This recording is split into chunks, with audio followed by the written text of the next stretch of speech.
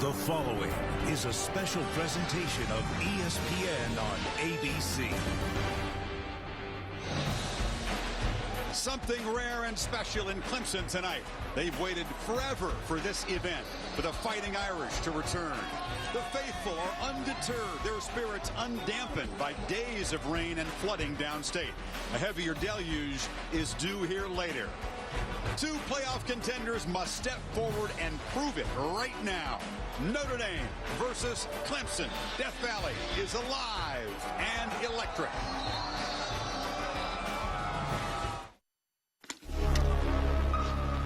The moment is here.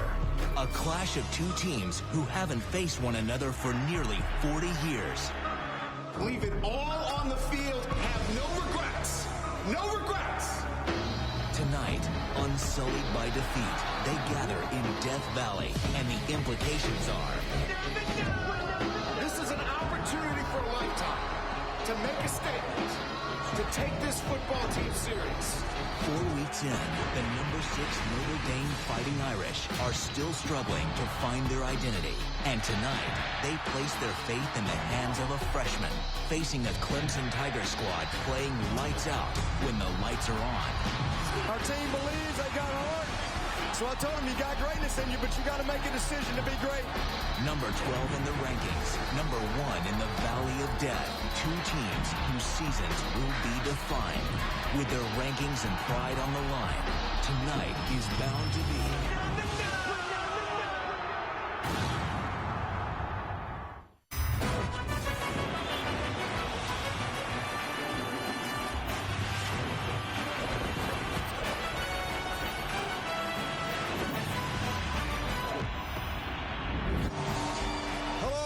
Welcome to a special Saturday Night Football on ABC, presented by Wells Fargo. And this presentation of the ACC on ESPN. A heavily anticipated collision of two top 12 teams, the undefeated 6th-ranked Fighting Irish of Notre Dame and the 12th-ranked Clemson Tigers. And welcome, Chris Fowler, Kirk Herbstreit, Heather Cox will join us. It is hard to overstate, Kirk, the energy, the anticipation for this game. Joe Montana was the hero the only other time Notre Dame came here. It's been that long. There's so many elements tonight, including the elements. The rain started to come down, and it's supposed to get much worse in a while here. You know, it's something to keep an eye on, obviously. We're hearing maybe the second half it could get really nasty. For now, it's raining. As you can see, that front is moving this way. But at the same time, Chris, I think early it's about your footing. It's about taking care of the football, especially with this kind of atmosphere. Who's going to make a mistake early, and is the weather going to contribute to that? We'll wait and see. Both quarterbacks say they can handle the weather. You got the two Deshaun's. You know about Watson, but Deshaun Kaiser came in when Malik Zaire went down at Virginia. He was the hero. He's had 2 home wins, but this is a little different, isn't it? Yeah, and I really think Notre Dame as a group's been one of the most resilient teams in college football in this first month. And a lot of that has to do with the way Deshaun Kaiser stepped up in that game in Charlottesville. They're trailing when he came in. Really has never taken a meaningful snap. And Brian Kelly told us himself he didn't know how he would respond. He converts on a 4th down on a scramble, and then this pass to Will Fuller for the touchdown, and they're able to get out of there with a win. It's going to be different tonight. I think he needs to rely on C.J. Prosise, one of the most gifted running backs to start this season so far in college football. Take some of the pressure off him. I think Brian Kelly goes for that high percentage throws just to kind of settle him in, but make no mistake, at some point, they're going downfield because that's who they have become as an offense with him at quarterback. You know, Prosise, 600 yards in 4 games. No Irish back has ever had more in the first 4, but it's tough to run on Clemson. Now, what about Deshaun Watson? It's been a quiet start statistically for him. You know, a couple of very easy games and then a road win at Louisville. He is one of the more gifted young quarterbacks that I've watched in a really long time, and it's because he just sees the field. He played in the same offense when he was in high school, so I think his learning curve was very quick, and it allowed him to come into this season last year and settle in. Now, he had an injury, and I think the big thing is now is he brings all 3 things that you're looking for in any quarterback running any system, and that starts with an awareness. When you run a tempo offense, look how calm is. It's nice to have a quarterback see the field, make quick decisions, and be able to get the ball out quickly. The second thing after awareness is decision making. Any quarterback needs to be able to make good decisions, and obviously Deshaun, that's a real strength of his as he works to find the open man. And the last thing is the accuracy. Now, he hasn't shown it yet the way he did last year, but I know he's anxious to have an opportunity tonight against this Notre Dame defense. And I really feel personally, when you look at this game from an XO standpoint, I think it could be hard for them to run their tailback, Wayne Gallman, in this game because Notre Dame is so gifted in the front seven. I think you may see Deshaun Watson run the football a little bit more and then try to find matchups on the perimeter to his liking to try to make some big plays in the pass game. Yeah, they got some gifted skill players on the edge, don't they? The Irish defense, for the most part, has been really stout, except for the occasional lapse and letdown. They'll be on guard tonight for this big plays. And that's exactly what you want to do. You want to show enough window dressing, different formations, run the football. And Deshaun Watson had an ACL surgery in December. They've been protecting him. Tonight, I think they'll turn him loose. You mix in some of that, and then you take your shots downfield, see if you can hit a big one. Clemson, very tough at home. Irish, not a great road team, but it's a toss-up game, virtual toss-up tonight here in Death Valley.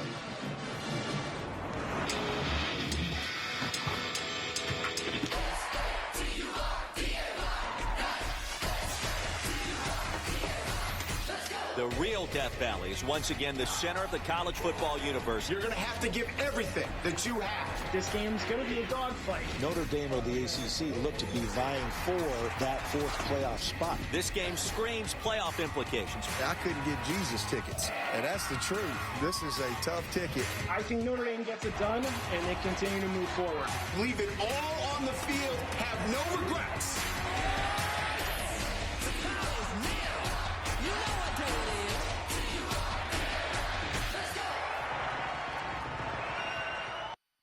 Welcome to the Dr. Pepper Championship Drive Game of the Week. Tiger Stadium awaits, and the Clemson Tigers take a very short but intense bus ride from the locker room on the west side around to the east. Mount Clemson and Howard's Rock. Some players very quiet, some rowdy. And that rock from Death Valley, California, brought here almost a half century ago and placed to the top of the hill. One of the most electric rituals in sports. I think this is one of the more anticipated entries in the country. These fans just wait for this all week for the Tigers to come running down that hill. They will hear Tiger Rag. They will carefully descend this hill on a sloppy evening.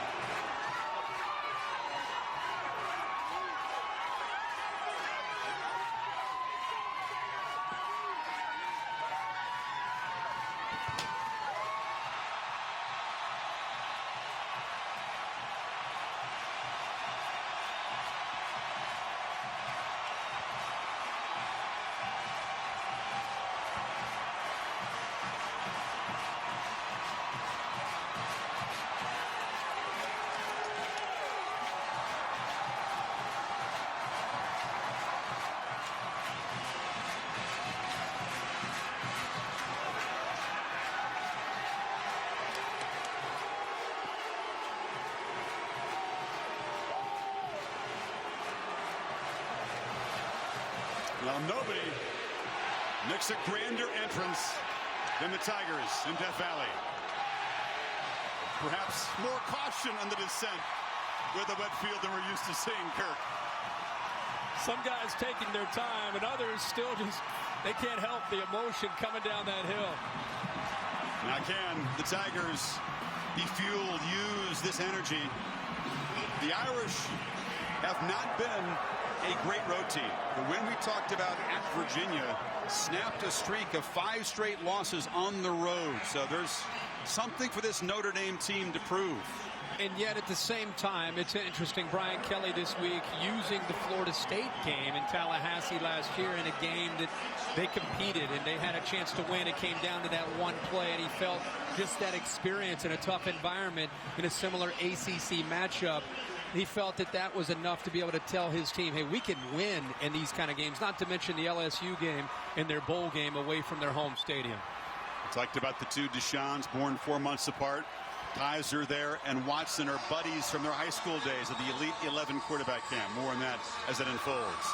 The intrepid and always prepared Heather Cox is on the sidelines with Brian Kelly. Heather? Chris, thanks so much, Coach. We talked about the difficulty preparing for this environment, especially with an inexperienced quarterback. What have you seen today leading up to this moment that gives you confidence in Deshaun Kaiser? Well, it wasn't very loud up to this moment, so we'll see what happens. But, you know, he's a pretty poised kid. He's a mature kid. He knows what to expect. He's going to have to go in there and command the offense because it's not going to get any quieter out here. So his play will help. Obviously, if he plays well, we'll keep it quiet, but, you know, he knows what he's in for. And, Coach Kelly, we knew this weather was coming. You guys practiced with wet footballs all week, but how does this weather affect the way that you call this game? Well, I mean, obviously the field conditions are pretty good right now, so we'll run our offense. We may have to go underneath center a little bit more. Be careful. You got to take care of the football in these conditions. Coach, thank you so much for your time. And, guys, certainly with this inclement weather comes some changes down here on the field. Both teams will go to half-inch long spikes, the maximum allowed by the NCAA. Also, both teams are using 36 game balls. They checked in 3 times more than they typically use the 12 on a dry day. Now, the officials will try to change out the ball after every play that will, of course, get wet and heavy. In fact, Clemson quarterback Deshaun Watson told me his hands are so big that if he grips it too much, it will slide out. So in weather like this, he has to use fingertip pressure to have success. Dabo Swinney took his team, Heather, indoors to practice, but they did water down the footballs, Kirk, to give a simulation of these conditions if you can in practice. Yeah, and just by dumping a dry ball into a bucket over the course of an hour and a half practice does not. It's a good attempt by both these teams, but it's not going to prepare you for what you're going to see tonight on this natural surface. Irish won the toss to first, so Clemson will get the football, and Tyler Newsom, who doubles as the punter, will kick it off to begin this North versus South clash here in Clemson.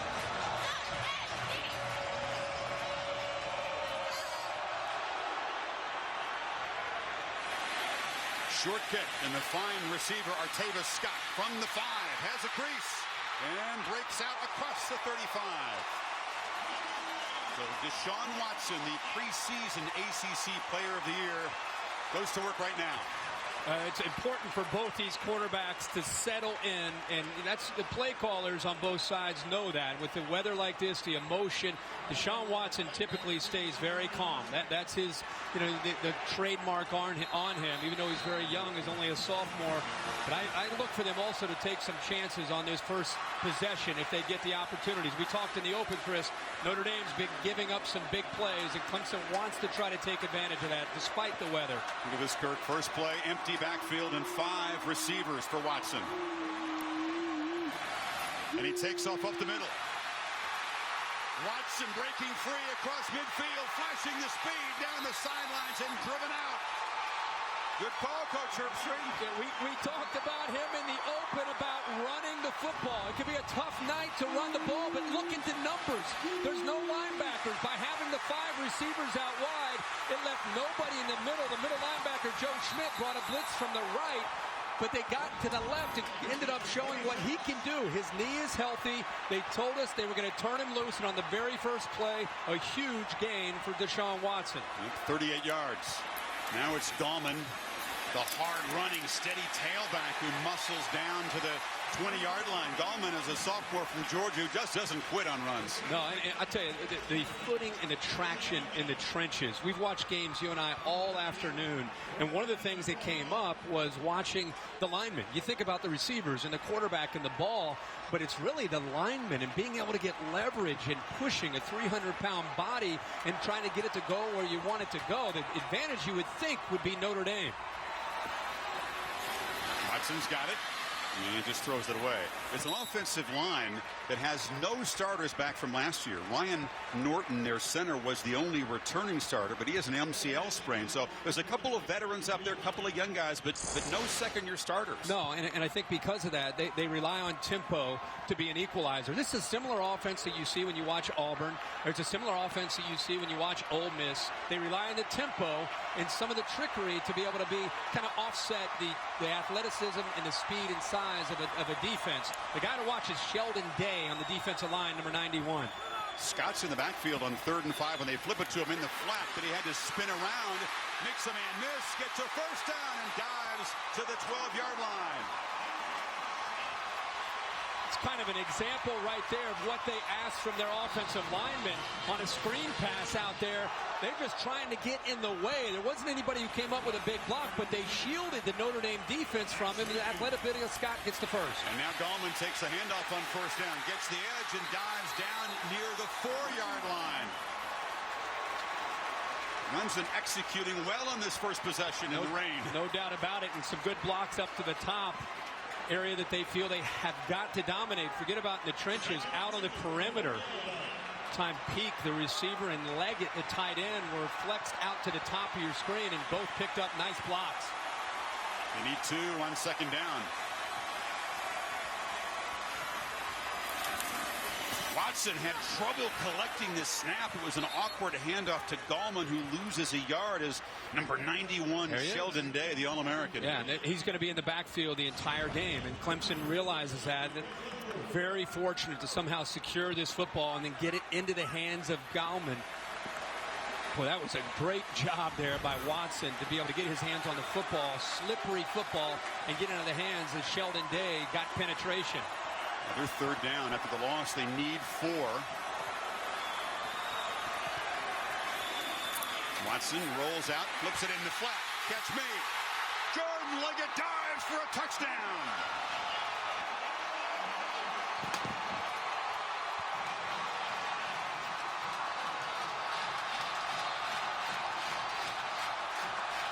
It's the way you get a crowd into this football game.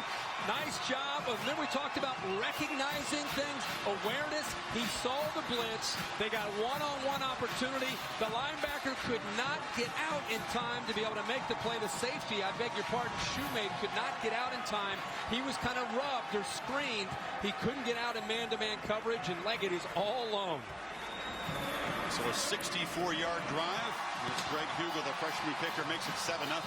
An Irish defense that had been very fast starting, Kirk, that had 4 straight 3-and-outs. Give up a touchdown here. Watch the blitz coming from here. Here's the man who's going to get caught up in traffic, Elijah Shoemate. Watch him try to slide, gets over there. One of the receivers got in his way, slowed him down just enough to free up Leggett into the flat, and Watson found it for the touchdown. Tigers convert a couple 3rd downs on their first possession. Watson to Leggett for a short touchdown pass. Now DeShone Kizer, the young Notre Dame quarterback, will get his first possession already down a touch. Eamon Lakeup, the kicker from last year, comes off suspension. His first action, he'll boot it away. Amir Carlisle, Irish dangerous receiver, takes it at the 5. Has to find some space and kind of tiptoes out to the 25-yard line. So DeShone Kizer, a sophomore, a talented 3-sport athlete at Toledo Central Catholic. Yeah, 6'4", 230. I think as Brian Kelly watches him every game, he learns more and more about what he can do and what he's maybe not quite comfortable with. But I think Brian Kelly over the years has worked with different types of quarterback experience, drop back, the way Kizer is, athletic, and he's adjusted his scheme to who Kizer is, more of a drop back quarterback, more of a distributor. He had 1 career pass before that Virginia game. And no feed. C.J. Procise, who bounces off traffic but cannot get away from Travis Blanks. Let's take a look at tonight's Chick-fil-A impact players for Notre Dame on offense. We've talked all night here so far about C.J. Procise and what a great start he is off to. He needs to be able to get on track to take some of the pressure off. Will Fuller, the big playmaker on the outside, number 7. B.J. Goodson for Clemson, middle linebacker's got to be a leader, and Mackenzie Alexander, number 2. Procise again, nowhere to run as the Tigers swarm the middle. It'll be 3rd and long. They just come right into the interior, right in this area right here. They're coming from the outside as well. They're just closed in. They realize that they need to zero in right now on this running game. It's wet. You're on the road. Clemson just went up 7-0. You're trying to ease yourself in, and Brent Venables has turned his defense loose these first 2 plays. Number 1 defense last year on 3rd down. Kaiser needs 15. Cannot find anybody. Keeps the play alive. Shows elusiveness. They'll be dropped 10 yards short of the marker. Well, this is what Kaiser's going to get tonight, Chris, from Brent Venables if they get him to 3rd and long. He showed 5 as if he's going to pressure blitz 5, and at the snap of the ball, 2 of those 5 dropped. And next thing you know, he's only rushing 3 athletic guys, but he has 8 guys in coverage. Kaiser had nowhere to go with the football and had to just eat it and try to pick up what he could. Tyler Newsome, the punter for the Irish, off to a terrific start, averaging 47 yards a kick. This is not a good one, though. Off the side of his foot, and they'll spot this ball back in Notre Dame territory. They're still marching down that sideline to the 40. Wow. So Newsome, who'd been rock solid, 52 yards a punt last week, shakes one for 15. Clemson back in business, up a touch. Saturday Night Football, presented by Wells Fargo. Brought to you by United Airlines, the world's most flyer-friendly airline. United, fly the friendly skies. Wells Fargo, on your phone, online, on the go. Wells Fargo makes it easy to get banking done. And Nissan, premier partner of the Heisman Trophy. And we welcome a regular guest, the National Championship Trophy presented by Dr. Pepper, awarded on January 11th in Glendale. Of course, the semifinals New Year's Eve in Dallas and in Miami. The Irish defense had only allowed 6 points in the first quarter this season, a touchdown by UMass on the final play of the quarter. They're used to getting off the field quickly. Now they're under some pressure here, Kirk. Clemson takes over after the shank at the 40. Well, Clemson deserves a lot of credit for the way they started the game with that opening drive, but Notre Dame has got to settle in. They need somebody to make a big play here to kind of get the momentum swaying the other way. You know, Gallman is stopped immediately as Jalen Smith, the freaky all-world linebacker, jumped in the hole. We're talking about somebody's got to make a play. You would think Jalen Smith, number 9, Sheldon Day, 91, and then you have Joe Schmidt, the leader, kind of the glue of the defense, 38. Those are their playmakers up front. Smith forced a couple of fumbles against Georgia Tech that loomed very big in that Irish home field win. On 2nd and 10, play action. Watson fires downfield. Catch made. Hunter Renfrow, the sure-handed possession receiver, beat Kavari Russell. Boy, the thing that stood out to me in these conditions is he gets outside. They're blitzing him, but how about the hands of Renfrow in these conditions? High points the ball and makes the catch in front of Russell. 24 yards puts the Tigers right back in the red zone, and Watson, initial traffic inside, tries to bounce it and does dive forward for positive yardage. Jalen Smith grabbed him. When you see him do that, again, we talked about his awareness and understanding of the offense. They'll give him, like almost any offense in college football today, they give him alerts. They'll give him a run and a pass on the same play. And if you just have 4 down linemen and 1 linebacker in that box area, he's going to more than likely pull it down himself and run the football. That's where the quarterback run game, which hasn't been a big part of Clemson's attack these first 3 games, tonight it will be on display, and it's to give them the numbers advantage. I thought maybe they might take the tempo down a bit with the wet football. Not so far. Watson, slant, Scott, bites free and walks in. A 1-2 punch from the Tigers, and the Irish on the ropes early.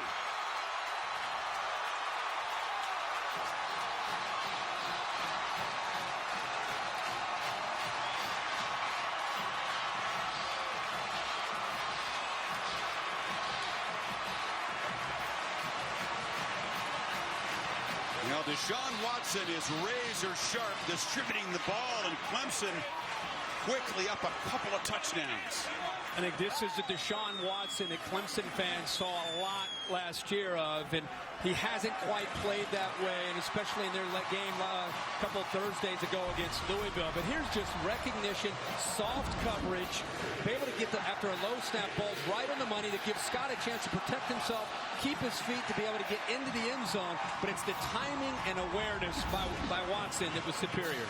Tigers have run 11 plays and have 14 points.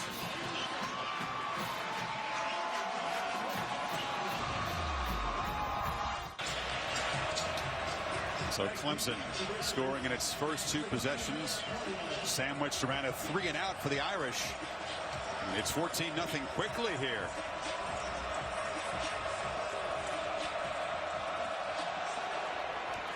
Look up to C.J. Sanders at the 3. He's free. Sanders finally wrestled out at midfield, so good field position for the Irish, but Ryan Kelly and his young quarterback down 2 touchdowns. What now? Well, first he's thankful that he got a huge return here by Sanders, who took one to the house last week against UMass and has tremendous speed for a true freshman and has a great feel to how to make plays in the open space. Looked like potentially face mask, but a good no call. And you're right. Now you got to settle down, and I think the big thing is, in this situation, you usually like to turn to your guy. Who's my go-to guy? Your go-to guy is C.J. Prosise and Will Fuller. You've got to be able to get them going here, get a first down, and kind of just stop the bleeding and just be able to settle into your game plan. First down attempt for Kaiser, delivers near side. The catch is made by Amir Carlisle. He's wrestled out of bounds. To Cassidy Hubbard for an update in the studio. The Dr. Pepper Championship Drive update. Number 3 Ole Miss is serious trouble. Will Greer with his 4th TD pass of the half. This one to Antonio Callaway. You know, Florida's been dealing with the flu all week, but it's Ole Miss fans probably feeling sick right now. Rebels down 25-0 on ESPN. Wow.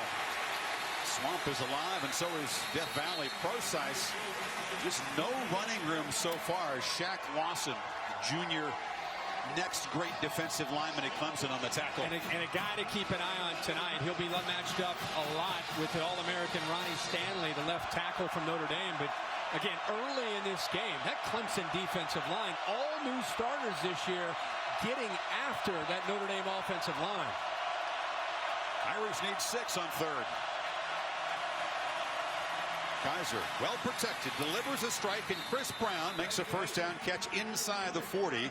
Brown, the senior from here in South Carolina. 2 things that stood out to me. Number 1, the offensive line picks up pretty exotic look. There's some pressure, but they pick it up. They give him time. And the other thing is he felt that pressure, but he didn't allow it to affect his vision. He settled in, showed some composure, and distributed that football for a first down.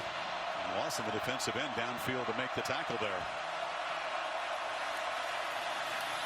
Kaiser wrestled down to the backfield by Mr. Lawson, who can rush the passer. He can create mayhem. He's strong against the run. He's a sort of a do-it-all defensive lineman. And Kaiser on his own read here gets confused. He's actually reading Shaq Lawson right here. He kind of gives him a little bit of this and then comes out. If he comes down on the back, then he's going to want to give it or pull it out. But this time he comes down initially and then jumps out at the quarterback, and he confuses Kaiser. Kaiser, a screen, threw it too high. It was off the hands of Torrey Hunter Jr. He's lucky that was just an incompletion, and it's 3rd and 13. Very fortunate. There was a lot of traffic in there anyway. Even if he was able to put this ball on the money, there was really nowhere to go. This Tigers defense right now, Chris, is just swarming. They have their ears pinned, and they are coming after the line of scrimmage and coming after this quarterback.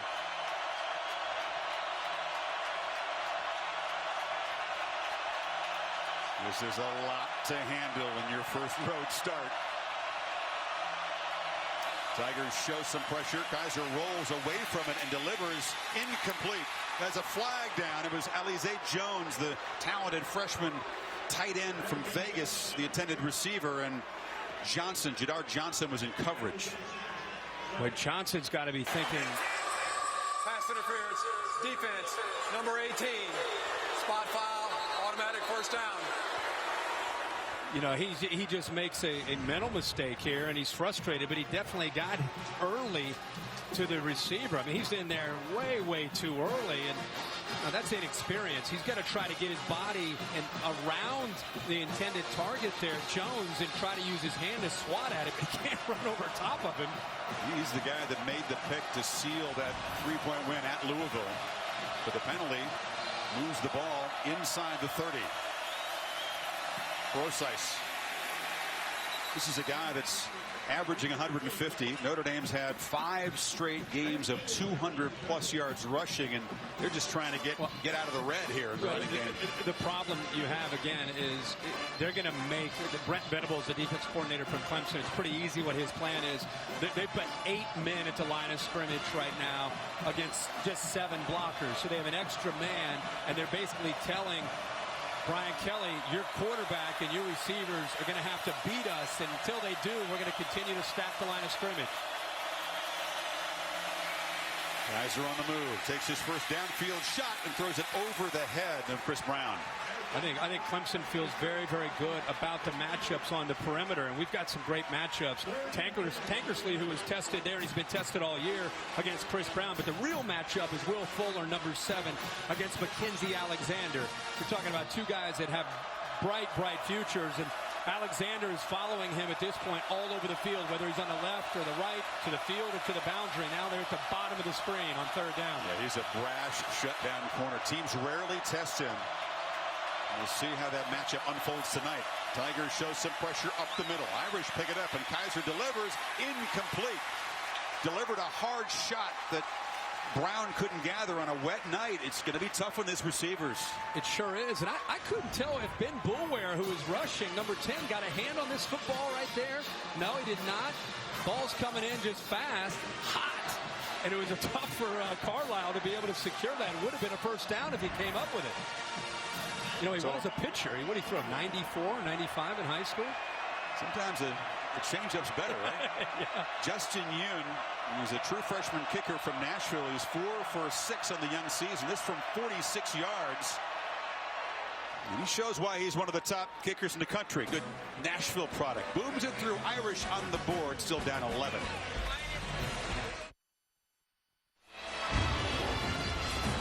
The Irish come away with a field goal. This is Justin Yoon on a wet track. Into the wind. Yeah. Into the wind, tough conditions, freshman. Team's down 14 on the road. You need points. Drills it. This is a ritual that Scott Daly, number 61, the long snapper, and the holder have after every made kick. Yoon, born to parents of Korean descent in Ohio, then moved down to Nashville. And not only, Chris, is it points, but it kind of just slows things down a little bit for Notre Dame, just to get points on the board. This is Scott, a yard deep. They fake the handoff, and Scott has a little room. Chased down from behind at the 29-yard line by Nick Coleman. This week on ESPN Monday Night Football, up to the Pacific Northwest, Russell Wilson and the Seahawks. It's Matthew Stafford.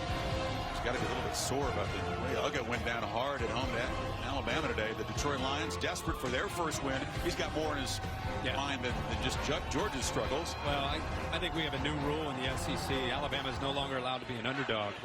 They seem to take that too personally. They come out swinging. The streak was 72 in a row, right? So making another 72 before somebody doubts him.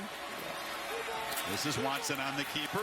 And he's knocked down in the far side there by Elijah Shoemate, the senior safety. Well, he's off to just a great start. And you know, we asked him in our meeting about the knee. I mean, he had ACL, and he played through it in the South Carolina game, had surgery December 12th. Kids today, whether it's college or the NFL, you see them come back 8, 9, 10 months. He's right around that 10-month mark, and tonight's first time he's really turning it loose since then. Gallman, a short gain. You know, Watson didn't play in the bowl game, the win over Oklahoma. Didn't do a whole lot in spring ball. Was able to throw in the summer, Kirk, but he used all that time to study tape like an animal and improve his knowledge. He's really a student of the game. It's just a passion of his. I mentioned the high school background of running a very similar as offense. His high school coach came and visited Chad Morris, took it back to high school, and he ran it. Same terminology. So when he came in as a freshman, he really had an understanding of what they were trying to do, but he continues to take it to the next level with film study and understanding of coverage. It's a third and medium for the Tigers, and that one is just tossed away. Scott not quite on the same page as the quarterback, so Tigers forced to punt for the first time. And the Irish getting a foothold now. Yeah. Again, they come up with a field goal. They get a stop. It's a different energy right now in this stadium, and now it becomes a little bit more of a level playing field, and now you try to go out and you get back to your game plan and you go out and try to execute. Junior punter Andy Teasdall. I wonder if they'll try to keep it away from C.J. Sanders. Already he's had the big return. You mentioned what a dangerous weapon he can be. Sanders, the freshman from California. This time he makes a fair catch as he backpedals and collects it just inside the 20-yard line. 47 yards on the punt. Now the Irish back to work. Mike Sanford is the offensive coordinator, working actually the quarterback coach. He's got the OC title. Brian Kelly's still calling the play. Yeah, but an up-and-coming assistant coach, and of course he was at Stanford as passing game coordinator out with David Shaw. He went over to Boise State. The last couple years he ran the offense at Boise, and Brian Kelly recognized his qualities as a coach and a great recruiter and brought him over here. And he has really helped Kaiser with being thrown into action in his development. There's a first down attempt. Kaiser over the middle. Catch made. That's Corey Robinson, receiver who just has been dealing with a knee problem, but is finally full go this week. You love to see the patience, and I love the call by Brian Kelly. Here's the eyes. You don't want to stare down and telegraph the throw, but he shows patience here for him to get into that throwing window to give himself a chance. He had to clear Ben Boulware, the linebacker, and once he did, he shows you this guy can throw the football when he has time to throw it.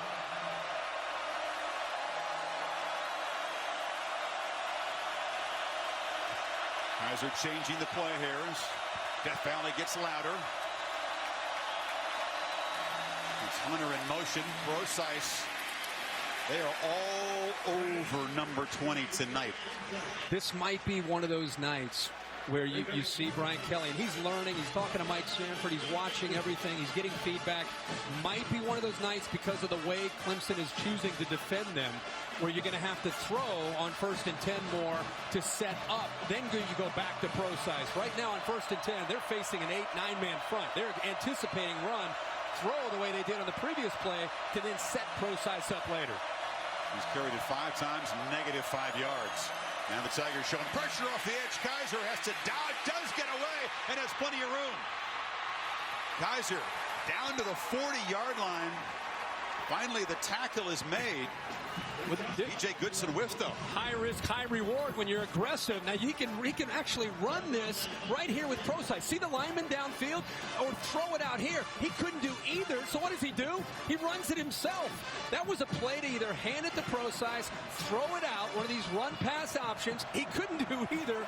So the idea is, hey, there's a hole there. Brosice can't take it. I'll take it myself. There's nobody left in the middle. TJ Green trying to fight off the jukes by the quarterback, was able to make a tackle, or Kaiser might have kept running. Play clock at 5, and now they'll spend a timeout.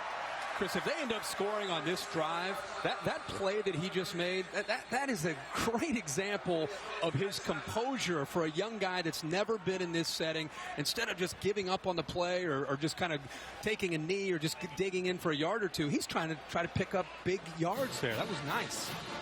Now, this is the first visit by the Irish here since 1977. This was a team loaded with NFL talent. The Tigers had the lead late. They're still haunted by the fact that they let this game get away. Vegas Ferguson made a big catch, and then Montana had a couple of very short touchdown runs in the fourth quarter as the Irish came from behind.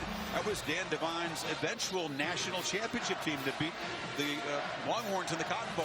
Unbelievable to think that Dwight Clark is on the other side. Yeah. Dwight Clark's on the Clemson team, and of course everybody Didn't knows. They do something together later? Yeah, there it is. Yeah, we're 4 or 5 years later, we're best friends. We're going to find you in the back of the end zone on the catch. Joe got him that day, but of course they looked up famously. And first down again, Clemson showing pressure. Geiser keeps it. This time they're all over the quarterback, and they stop him for no gain.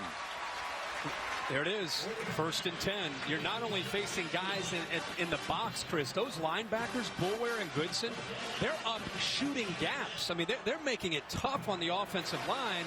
And even on a zone read, there's just nowhere to go. And a really good job by Lawson. They're collapsing down on the play. There's nowhere to run. Jack Lawson's a local guy, lost 10 pounds, slimmed down a little bit this year to get even quicker, but he's still very, very strong against the run. You see him at the bottom of the defensive line there, standing up. Procise stopped again in the backfield. He's got nowhere to run. There's your guy Boulware, joined by the safety Green. Let's watch. Let's just freeze it here at the top and look at what he's facing. He's going to get a safety come down. You got linebackers coming down. You have defensive ends standing on the end.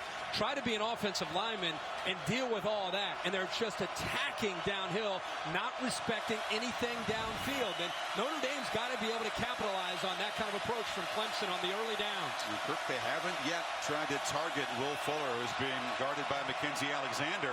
Final minute of the quarter, the Irish need 11 on this third down. Geiser rolls and throws behind the receiver, and it's incomplete. It's Nick Weisher, the tight end, and Ryan Carter hammered him. Not a very precise throw, 4th down. No, thrown behind him. Weisher has to adjust back to try to make a play on it. Could have been able to catch it, but still would have been well short of the first down, and at the same time it might have given Brian Kelly something to think about, the possibility of maybe going for it, but Weisher could not hold on to that football. Not quite in field goal range for Yoon, so Newsom is on the punt, trying to improve in his first effort. Just drops the point, kicks it high and short, and the Irish coverage team will down it at the 3. All of ESPN's college football action, you can take it on the go. The Watch ESPN app streams every game live. Download the app or go to watchespn.com. Just darn near essential. You could use it on a busy Saturday night. We'll keep you posted on all the developments around the country. And we bring you our game here. I say it every week. If you don't have the app, and I'm not trying to sell anything, I'm just telling you because I use it. It's high def. I mean, you've got to download that app, and if you're on the road, you got to do something. You can stay plugged into your game. Kelly is usually pretty calm with Kaiser. We've seen him be anything but calm with his quarterbacks in the past, but there's some confusion. Watson looked like he wanted to hand it off. Gallman wasn't ready to take the ball, but they still get 6 yards. Well, you know, there was confusion, but he didn't give up on the play. He takes a turn to the right. Gallman goes to the left, and he says, I'm not going to get the ball in there. I'm just going to follow him. He ends up picking up 5 yards. You don't want confusion with a wet football down there inside your 10-yard line. Backed up to your own goal line. Nursing on a lead in the final seconds of the first quarter. So Clemson scored quickly, led 14-0. The Irish tack on a field goal. Back after this message and a word from your local ABC station.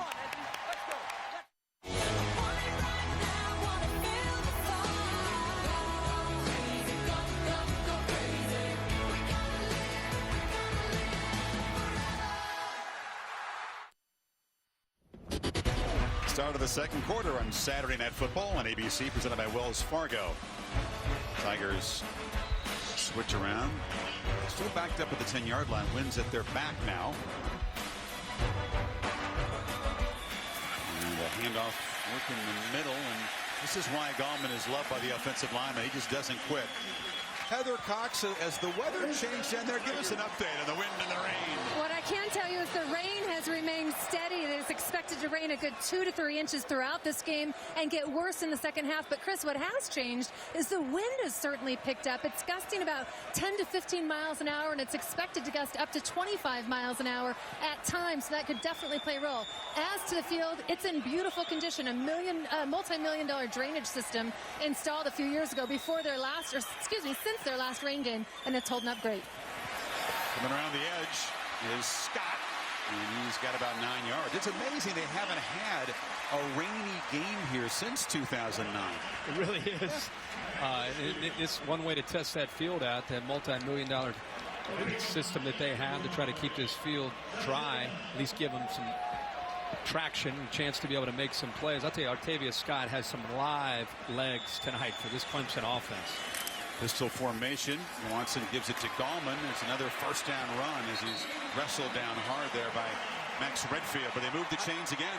I've been really impressed with how Jeff Scott and Tony Elliott, the co-offensive coordinators, have decided to come into this game running the football, because if you look at the two sides, Notre Dame's defensive line and their two linebackers, Schmidt and Smith, and you look at the offensive line, you see a big advantage for Notre Dame. But here in this first half, boy, they have been able to control and neutralize Sheldon Day, and they're finding some room to run.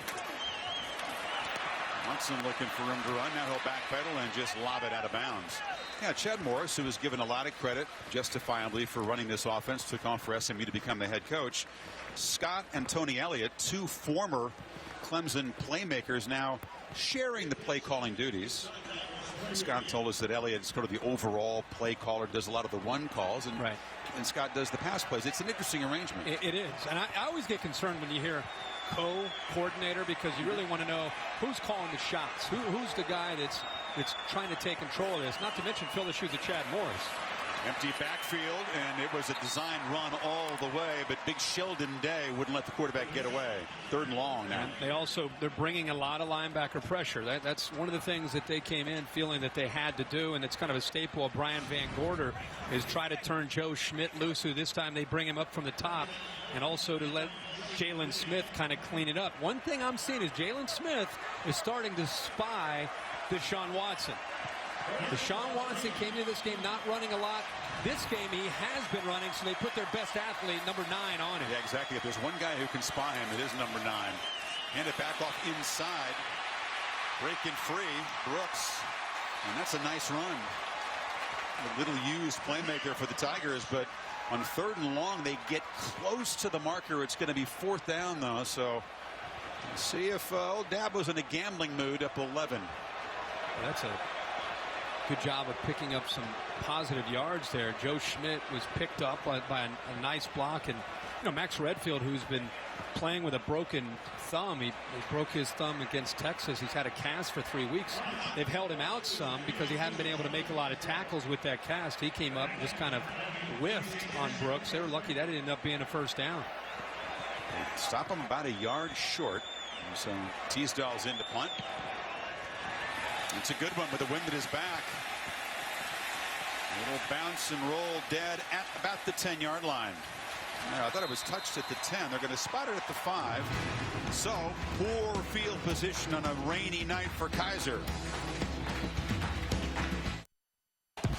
Cassidy Hubbard here. Let's take a look at who's getting it done, presented by Wells Fargo. And you knew Leonard Fournette was going to get it done versus the worst rushing D in the country, going 75 yards for his second TD of the game. LSU, though, not running away with this exactly. 27-14 over on ESPNU. Cassidy, thanks. Well, Fournette, one of the few backs country who got off to a better start than C.J. Process for Notre Dame, but he has gained -5 on 6 carries. He has 1 of his 6 carries actually gained yardage. He's got it again, and that's the run of the night so far for Notre Dame. And the reason is, we've talked about 1st and 10. What Clemson's defense has done tonight is they're crowding the line of scrimmage, and they're shooting gaps with linebackers and safeties, and they're winning that battle. They're willing to take chances against a young quarterback because they assume that Procise is going to get the ball on early downs. They're leaving their defensive backs isolated one-on-one. I think the guy we have not called yet, and I'm sure Notre Dame fans at home are saying, where is Will Fuller? Whether it's a quick screen or something. Number 7's got to get his hands on the ball. Kaiser nowhere to go on 2nd and 5. Travis Blanks came around the edge. Yeah, Fuller with 22 catches coming in. There's an injury for that Clemson defense. It's Austin Bryant, the true freshman backup defensive end, being helped to the trainer's table. We can talk all we want about what's wrong with Notre Dame's offensive line. Why aren't they giving pro-size room? But again, it's the scheme, and right now it's the way they've crowded it and taken advantage of that athletic ability. Venables bring some heat right now? No, I don't think he will. Yeah, you're right. They only rush 4. Kaiser has some time and completes it on the far side there. Torrey Hunter Jr. spins across the 30. So that time, with plenty of time, Kaiser makes a good throw. Well, he motions him over, and he has soft coverage on 3rd down. That's one of the few times we've seen soft coverage, and it's a mismatch with Boulware trying to stay with Hunter. He locks in, he finds him, and again, when he has time to throw and he sets his feet, he's going to put the ball on the money. Let's see if they go play action here and give Fuller a chance. Number 16 got 16 yards. Instead, they handed to Procise. This time does get around the edge. A hard knock by Boulware on the running back. Big hits, a lot of... You like number 10, don't you? I do. Inked up, jacked up linebacker. Well, again, think about what they lost last year, and look how he fills. I mean, he's coming around. He's got tremendous speed. He just throws his left shoulder right in to the headgear there of the shoulder of C.J. Procise. And it's okay that he hits him with that shoulder pad. He gave a lot of Sooners some hard hits in that bowl game. He really emerged stepping in there. It's a defense missing Stephon Anthony at linebacker and Vic Beasley and Grady Jarrett up front. They lost 7 of their top 10 defensive linemen. This is a completely new defense with the exception of just a handful of guys. Got to hurry. Did Kaiser not spot the play clock? Here comes a flag. It was Kelly. Play again. Didn't get the timeout. 5-yard penalty. It's going to happen, Kirk. Yep. Young quarterback. Oh, sure. And again, Brian Kelly understood coming in that that's part of it. That's why he's trying to do the best he can of getting the play in as fast as he can to give him some time to work with, because he has options once he gets the call. He has to look at the defense. He has to make calls, so he needs time to be able to make those decisions. Once again, the Irish behind the chains here. 2nd and 12. And another mistake, right tackle. False start. Offense. Number 68. 5-yard penalty.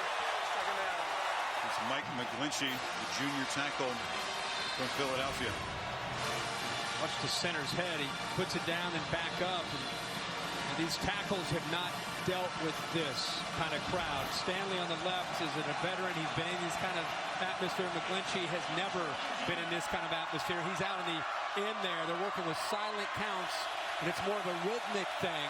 Not to mention he's worried about that defensive end lined up across from him. Got to hurry again, Kirk. 2 in the play clock. Does he see it? And there's another flag. A 3rd straight penalty for this Irish offense going backwards. Gotta go, says Brian. Well, Brian Kelly can call a timeout from the sideline. You know, at some point you have a delay of game, and then you have a lineman move, and then you have another delay of game. You might want to just jump in and call a timeout to help him out. He's kind of saying, let's go, let's go, let's go, let's go. We're going. He's going backwards. 2nd and 22. Some confusion on the Clemson defense. They're not really set at the snap. It's a screen in the middle here. Procise runs into heavy traffic again. Carlos Watkins stopped him. It'll be 3rd and very long. And you deal with 3 straight penalties like that. They're getting backed up. They're going in the wrong direction. And you're Clemson. And you got a young quarterback. You're thinking draw or a screen or something simple. And that didn't fool anybody. They were ready for it. Let's see him saying, let's go. Run it, run it, run it.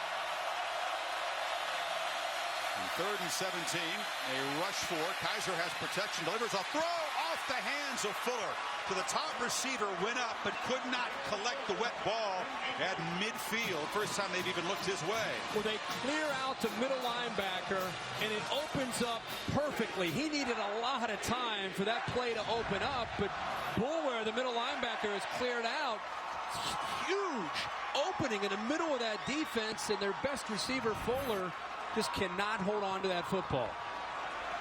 He's the guy that made that touchdown catch with 12 seconds to go. That heave from Kaiser when they were in the wrong protection. He just threw it up anyway.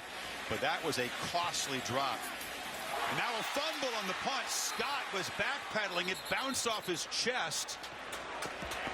And it looks like the Tigers retained possession there, so they dodged trouble. That's Brooks on the recovery there. That could have been a momentum-changing play, but Clemson keeps it. Saturday Night Football presented by Wells Fargo. Brought to you by Michelin, a better way forward. And Buick, proud partner of the NCAA. 14-3 Clemson, our Dr. Pepper Championship Drive game of the week. Ever go camping in the rain? No. A lot of it, you never have? No, never. I never have across from a stadium. Can you see anything? I don't know. Hopefully you have the app. If you have the app, you're good. It's been a lot to see for Clemson fans so far. We go back to work here, and a first down throw. Watson again high. It's just tough on receivers. That's a nice soft throw. Really should have been caught there by Deion Kane, who's a very hyped true freshman receiver. Yeah, and you're not going to find a quarterback that throws a more catchable ball than Deshaun Watson. He puts that ball right there. And Kane's a true freshman. By the way, Kane, they feel with Mike Williams out for the year, they feel that Deion Kane at 6'2", 200 pounds as a true freshman needs to emerge to become one of their vertical threats downfield. Number 8. He's out of Tampa. Watson shows a little juke and a spin. Picks up about 3. It'll be third down. He came into this football game, as we talked about, just not turning it loose with his legs, not needing to in their first couple games. They're doing it a little bit the Thursday night that they played Louisville, but tonight it's been a very different look, and we kind of anticipated it. He already has 6 carries on the night. Yeah, for 50 yards. Yeah. Irish show pressure up the middle. Schmidt chases down the quarterback, who flips a screen in heavy traffic. Gallman was there, but so were a bunch of Irish defenders as Day was involved quickly. Well, Gallman is going to try to work here to get out, but here comes the blitz, and nobody picks him up. They just shoot him right through the A-gap. He's trying to get the ball out there, and obviously when you blitz the linebacker, that's who would have Gallman man-to-man. That's the ultimate Herbie, right? Yeah, that's right. But if he would have dumped that out there, if he had just enough time, if Gallman would have been able to get out there clean, there's nobody left. Risky defense. They brought the pressure, and it works out. Joe Schmidt-Tosi loves to play in the rain. Never got a chance to in Orange County in California. This is his kind of night. And he forces the incompletion and the punt. And the Irish, again, will just let it roll dead back inside the 15. So midway second quarter, Clemson still protecting that 11-point lead. 52 yards in the punt. Aggies off to a good start.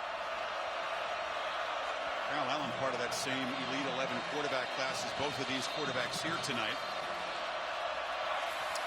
Kaiser, good protection, and delivers again high and off the hands of the receiver there. That was Chris Brown. A number of drops for Notre Dame tonight. Heather. Oh, excuse me. Let's go to Chris. The big fella. Yeah. The big fella. What does he have for us here? And now it's time for tonight's Aflac trivia question. Notre Dame has had 7 Heisman Trophy winners in their history. Clemson, none. Which 2 Clemson players have the highest Heisman Trophy finish? 2 guys have finished 6th. There's a completion to Torrey Hunter Jr. We'll ponder that as the Irish too move the chains here and get out of danger. 3 receivers working from the left to the right. He picks the right one in the middle that was able to get a little bit of separation and put the ball right where it needed to be. See if they can get Bosas going. Nope.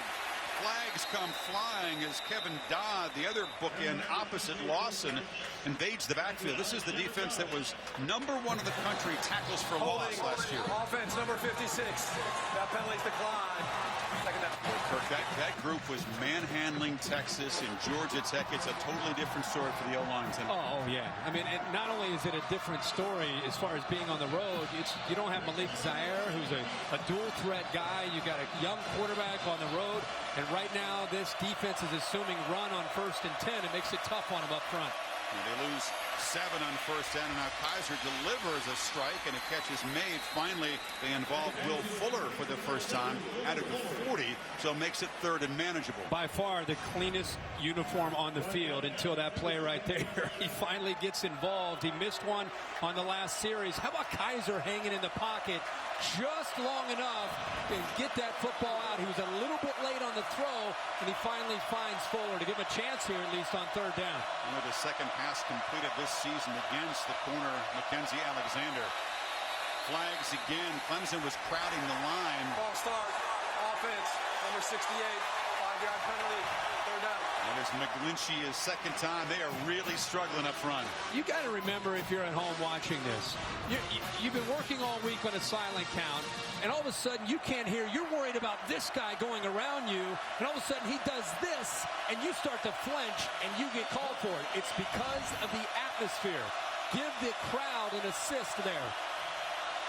Big difference between 3rd and 3, 3rd and 8. Kaiser gets away. Here's another flag. They're going to get a hold in the backfield. Can the quarterback escape? He does get first down yardage, but this is going to come back. As Clemson's guys are whipping them up front, and the Irish getting rattled and confused. That was a great matchup because it was Ronnie Stanley against Shaq Lawson, and Shaq Lawson won the battle. Offense number 56. 10-yard penalty. 3rd down. Well, Lawson's been a beast tonight. He's got 3.5 tackles for loss already. Chris, watch Shaq Lawson at the top on this spin move. Spin move right there. 2 offensive linemen. They both had to hold him. Great tackle. Great form. Look at that. Stanley, you're talking about Ronnie Stanley's maybe the best left tackle in college football. Shaq Lawson with a spin move goes right by him. He threw the flag, but he was hot. Shaq wanted the sack. 3rd down. And long again, and Procise cannot escape. Wrestled down again by the 6'5" safety, Jayon Curse, so it's 4th down. Yeah, rush 3, drop 8. Great thing about that is even if they run, you have eyes on the football. They rally to the ball. And Brian Kelly there is just saying, you know what? We're gonna punt the football, play field position with 4:30 to go, see if the defense can get a stop, and see if we can get one more chance with better field position. You have to have a conversation with those big O linemen over there. Kelly did it before when last time they came off the field. This may be even more intense. There's a punt, bounced around down there. Looked like it touched somebody. They didn't pick it up that way, and the Irish are going to down the ball at the 8-yard line.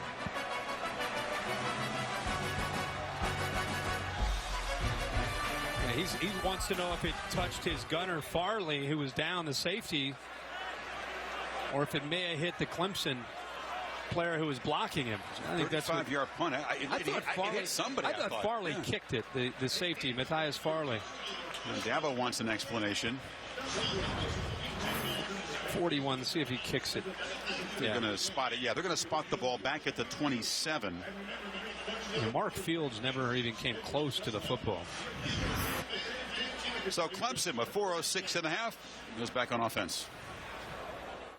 Yeah, Brian Kelly wanted an explanation. It was pretty simple. Matthias Farley, the nickelback who was down there covering the punt, it hit his leg. And so the ball was spotted at the 29. Tigers trying to add to a lead before the break.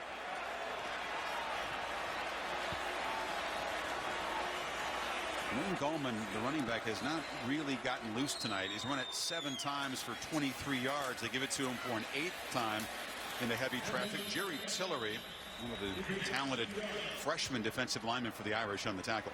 Well, I think Notre Dame's defense has kind of settled into the game. This game started so fast with Watson making plays, and he was running, he was throwing, and before you know it, they've got their first 2 possessions, 14 points on the board, and since then you can see that Notre Dame has settled in, made some adjustments, and they're creating their own pressure for this Clemson offensive line, similar to what their line's dealing with.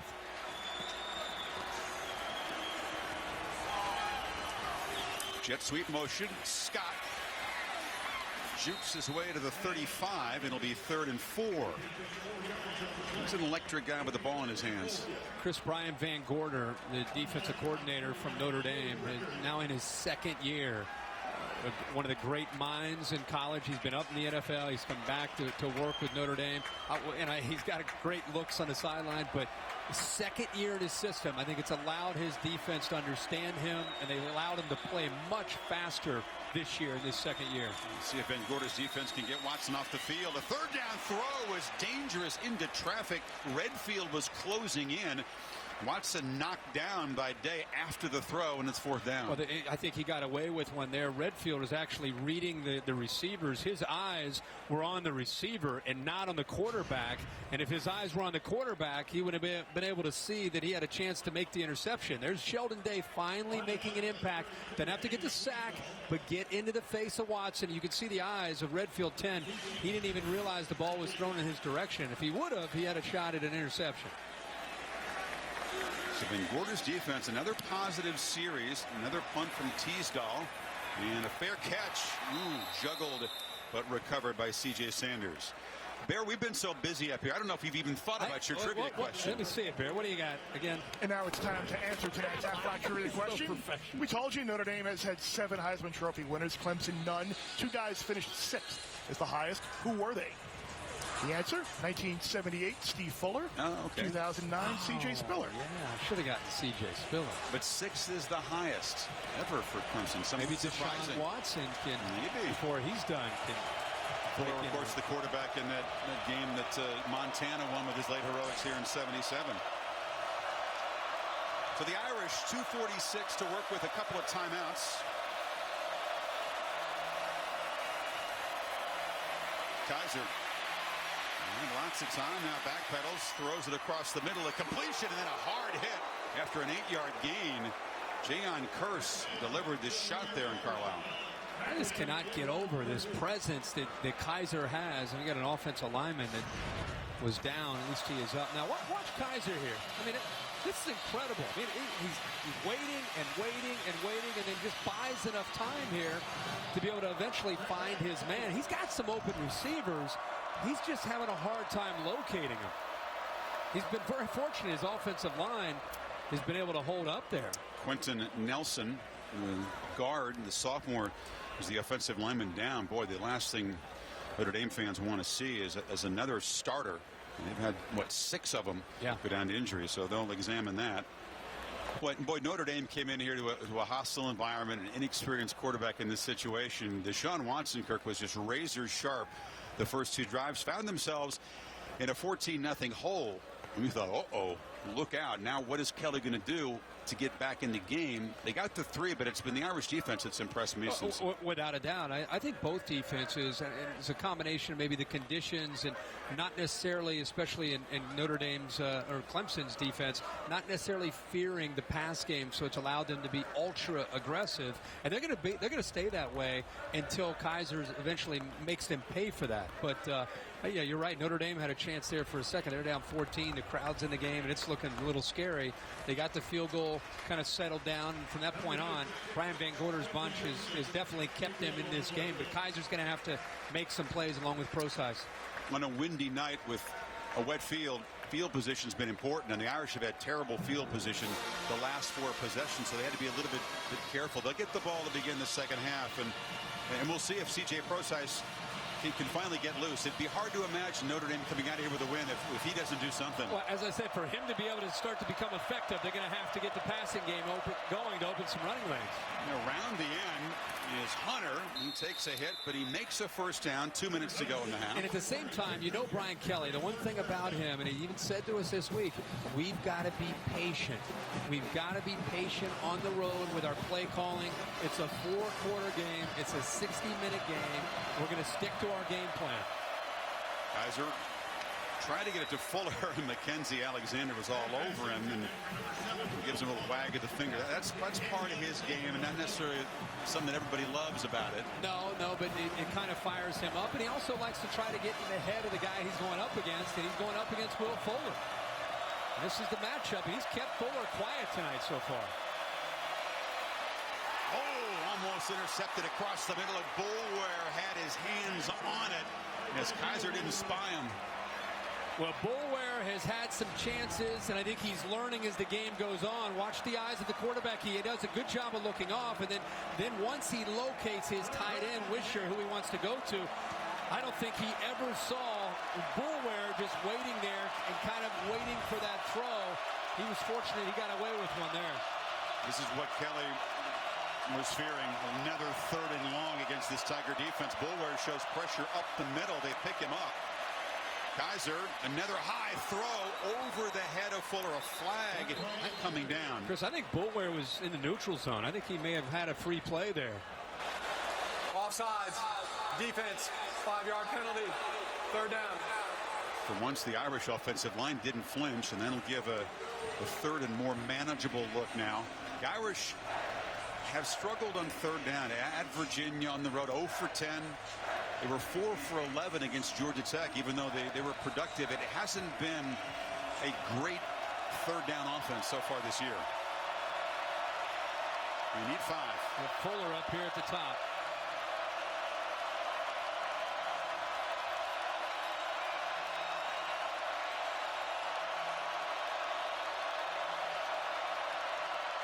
Tigers again showing pressure. They bring a bunch of it.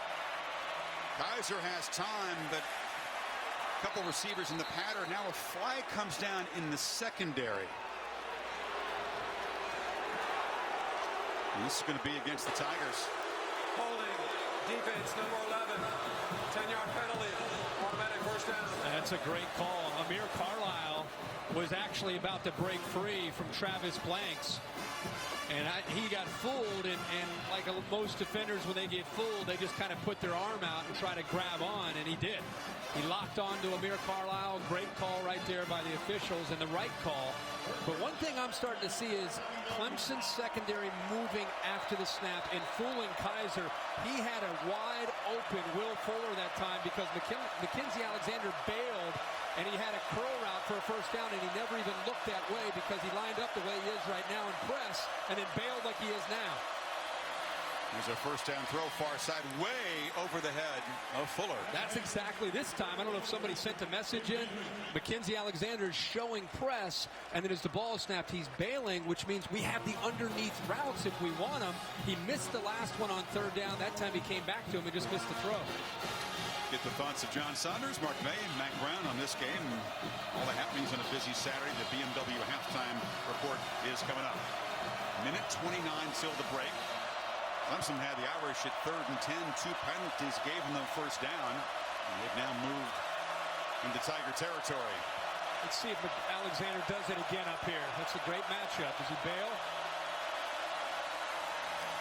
Kaiser has the ball, goes downfield for Robinson, who makes close to making the catch in his hands. He was running against Tankersley, and the Admiral's son has been nursing a knee, could not collect it. It would have been a great catch, but Chris, remember I talked about this, and also watch this down the middle of the field. This is part of being young and being a quarterback. They bring the blitz, and look right here how it breaks free, and look at this open man right there.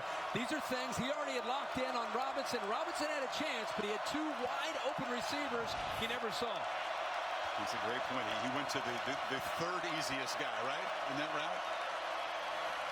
3rd and 10 across the middle. That's Hunter making a catch, but hit hard by Blanks, short of a 1st down. So 4th down. Ball spotted with the 44. Brian Kelly, it's smart to just kind of work a little bit of clock here. Getting under a minute. You talked about they defer so they get the ball to start the 2nd half. Try to gamble here? Yeah. I think well, depending on the count, he's going to take the clock all the way down here and then probably make a timeout and make a decision.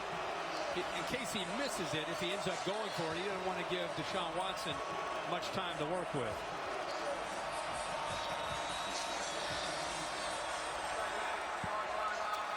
Kaiser 9 of 19. Receivers haven't exactly helped him out. It had a few clutch drops.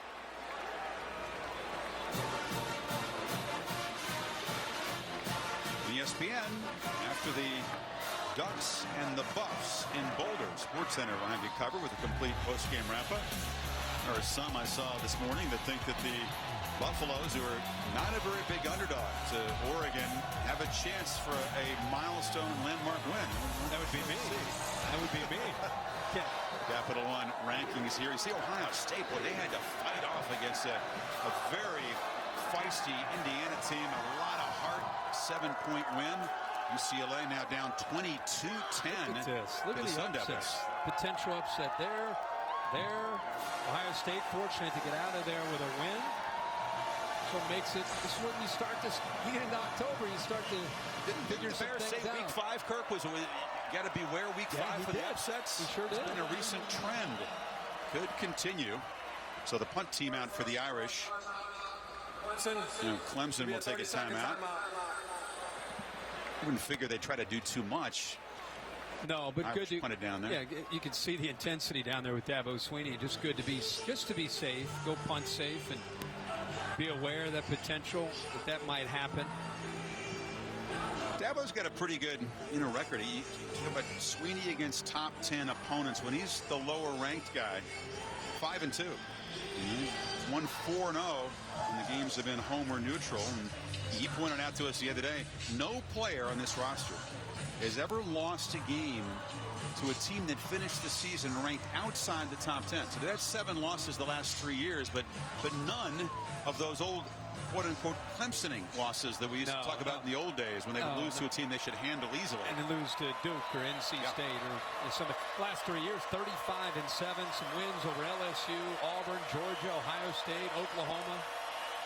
So Newsom to punt into a wind, drops the point and kicks a short kick, but a nice roll. And so inside of 30 seconds, Clemson will have the ball at the 3-yard line. Well, tomorrow, NFL Insiders get your day started, followed by the NFL Sunday Countdown, guys. 10 a.m. for the Insiders, 11 o'clock for Countdown. And it's Sunday on ESPN beginning at 10 and streaming live on the Watch ESPN app. That Cincinnati Bengals ball club off to a pretty good start. You say that every week, and they've won again. So they're undefeated. So are the Broncos. The Red Rifle getting it done. Indeed, Dalton. Dalton was excited watching Trevon Boykin and TCU rock the hammer on the Horns. They was 30-0 TCU at the end of the first quarter. Never thought I'd ever see TCU or anybody up on Texas 30-0 in the first quarter. So safety as Watson takes a knee. Boy, it was a fast start for the Tigers. Took the first possession of the end zone, got a 3-and-out, and we're quickly up 14-0. But the Irish defense rose up, and Clemson only outgained Notre Dame by a total of 15 yards in the first half. Irish will get the ball to begin the second half. The end of 30 minutes in Death Valley. The BMW halftime report, including Heather's interview with Dabo Swinney, coming up right after these messages.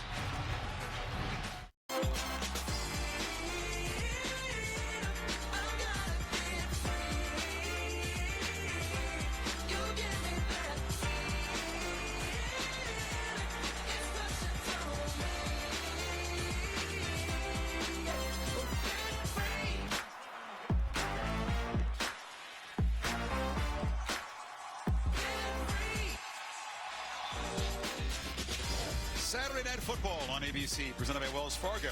And this presentation of the ACC on ESPN. Clemson trying to give the ACC a much-needed signature win. They lead the Irish 14-3 at halftime.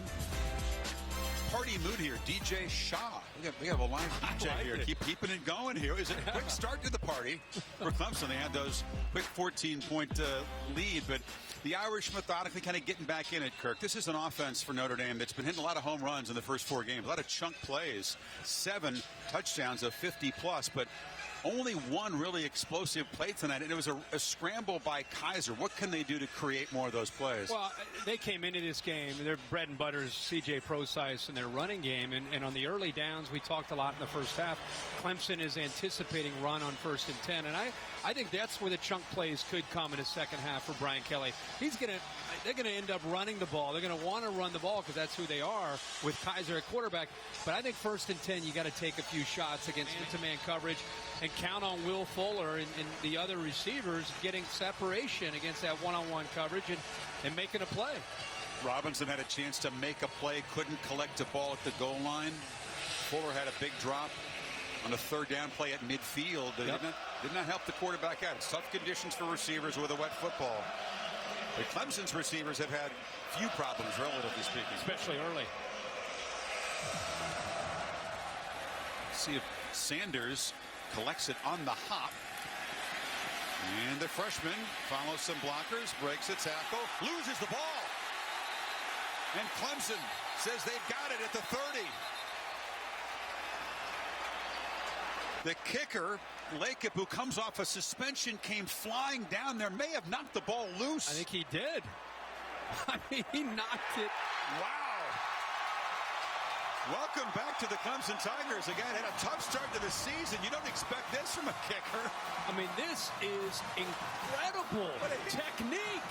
He put his helmet right on the football.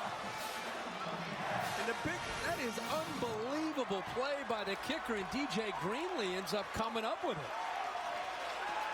C.J. Fuller may have been involved in the recovery as well, so Notre Dame immediately has to go on defense, Kirk, and try to prevent this lead from growing. Well, and if you're Clemson after a big turnover like that, you're in attack mode. Talking to the freshman. Scott on the pop pass. Has a couple of blockers out front. Nice first down gain before Smith got him. Really reminds me of how the game started.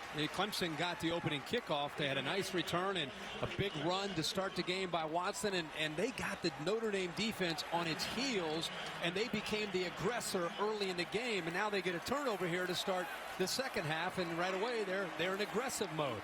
Scott is in the backfield as they motioned Gallman out, and the throw is incomplete. It was low. And trying to come back to the ball there was Jermon Hopper. 3rd and 2 now. Yeah, double screen set up to the left and the right. Notre Dame took away Artavius Scott and also did a really good job of taking away the receiver to the right. It was nice defense, anticipating and expecting that. So after the first turnover of the game, Clemson needs to. The Irish, this would be enormous for the Notre Dame defense to get a stop after the fumble. Remember, quarterback run was a real weapon for Clemson. Scott in motion. Watson does keep it and head to the end zone.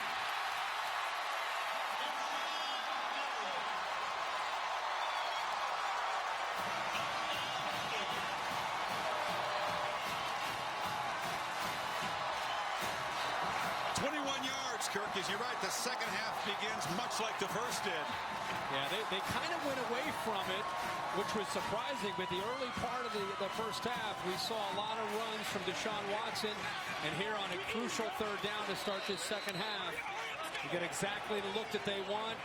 Again, this guy, he doesn't run the ball the way Taj Boyd used to with the physicality, but he hits a crease, and he's got the speed to take it to the end zone.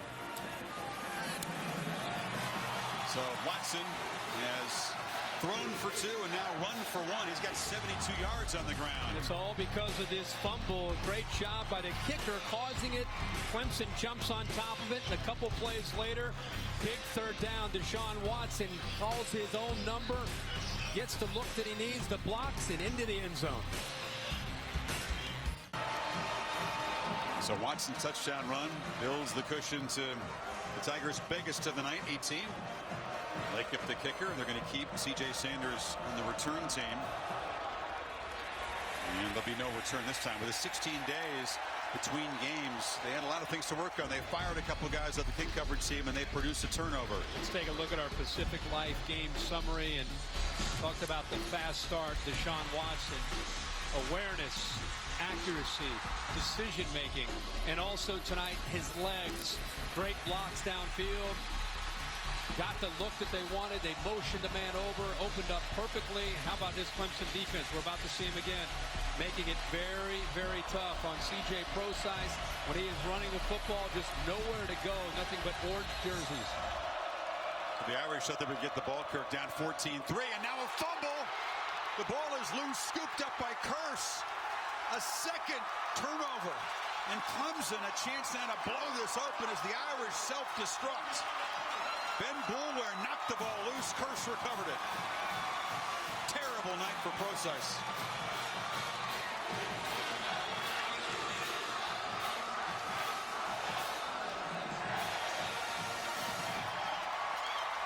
Well, it's been one of those nights for this Notre Dame offense. He finally gets a little bit of room to work with. The contact from Boulware, the club that comes through, the ball is down. They had a little bit of room. And there's the safety curse jumping on top of the football. I'm going to say they get the ball, you think, down 11 to start the second half. With the fumble kickoff, they get it back down 18, and now in the first play, cough it up. Well, this is huge right here to see what happens. Look at all the miscues and mistakes, the things that have not gone their way. But this is big. And I think Dabo Swinney and his offensive coordinators, they sense an opportunity here. Let's see if Notre Dame's defense can step up. Yeah, pump fake. It's a screen in traffic. The catch is made by talented true freshman Ray McLeod, but a short gain. And Jalen Smith, nice job there.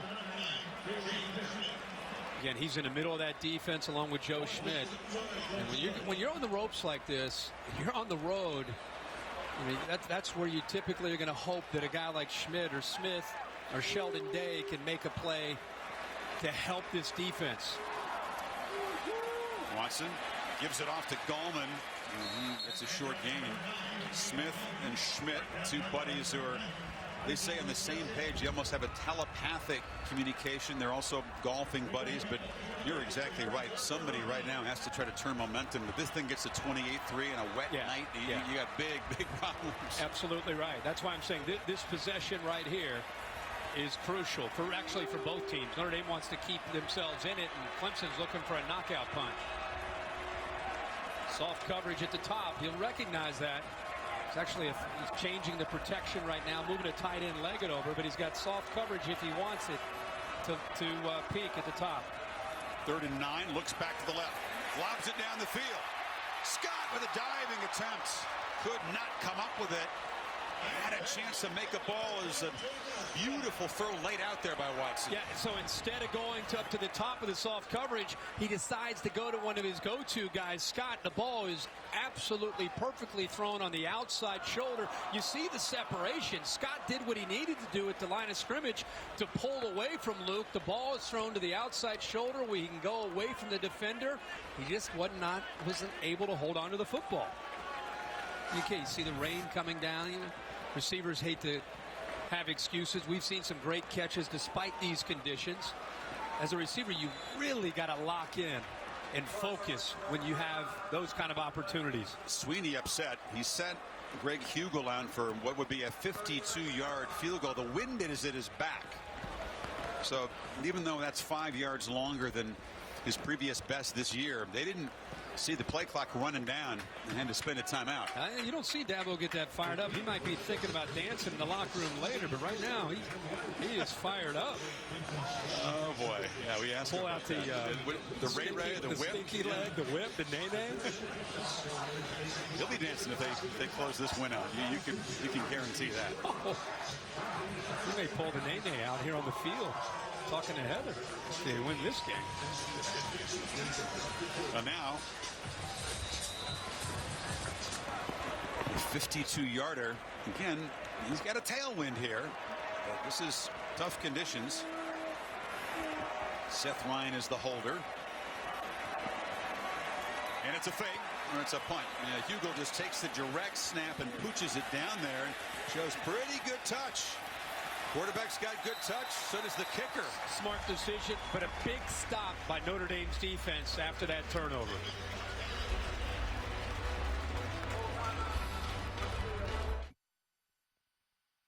Saturday Night Football, presented by Wells Fargo.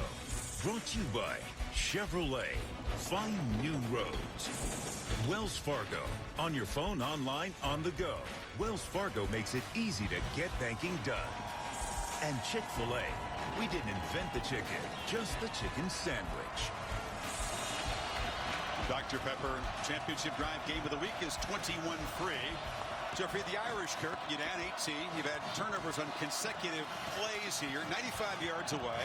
The rain is pouring, wind in your face. Yeah, and you're going to face a defense that's going to pin its ears and shoot the safeties and linebackers to the line of scrimmage. Rosice picks his way for one of the better runs of the night. He got 10 yards in the first down. Boy, that was a great job by the right side of that offensive line of opening up some room finally for C.J. Rosice. They got a great push and just opened that up. Elmer, the right guard, McGlinchey, the right tackle. Rosas is a guy, Kirk, he went 91 yards against Tech, so he's a threat from anywhere on the field if they can get him a little crease like that.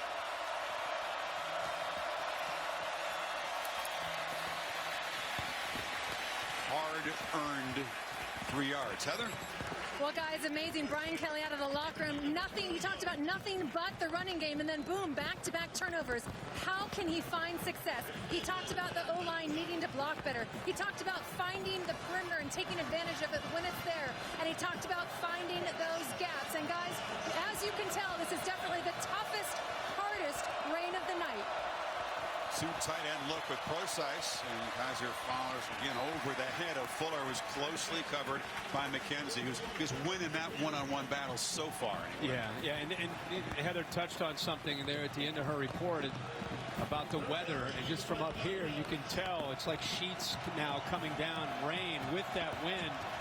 Right now they're facing that wind that's down there. A lot of things going against them. And another 3rd and long.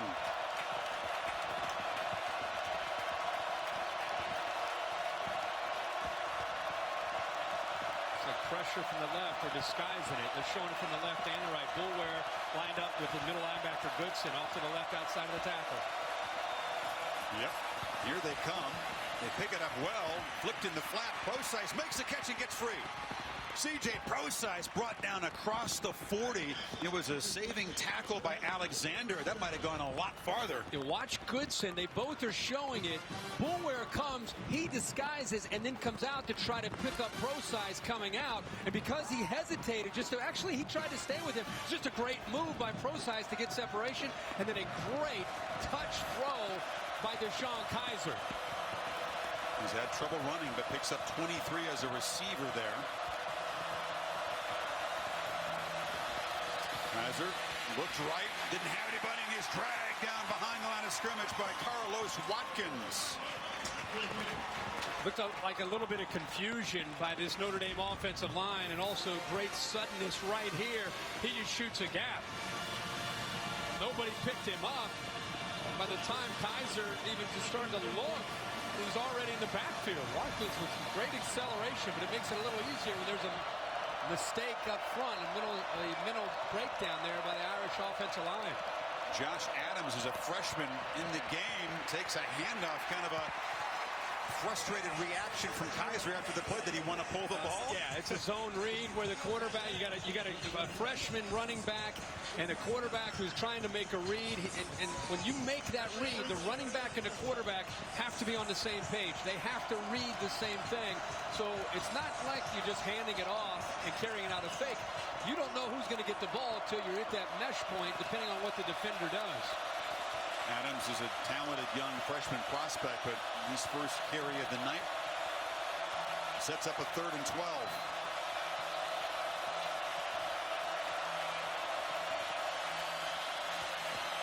Kaiser steps up. Nowhere to go. Dragged down again. Had time initially, but no one to throw to. No, they rush 3 and drop 8. Again, he has people, and it's one of those things that when you have an offensive line, it's going to give you that kind of time. You've got to be able to locate it. His eyes are on 1 or 2 guys. It's hard at his age, with a lack of experience, to find the 3rd guy, but rushing 3, and that time Kevin Dodd is able to get there and apply the pressure. You see Kelly asking him, what did you see?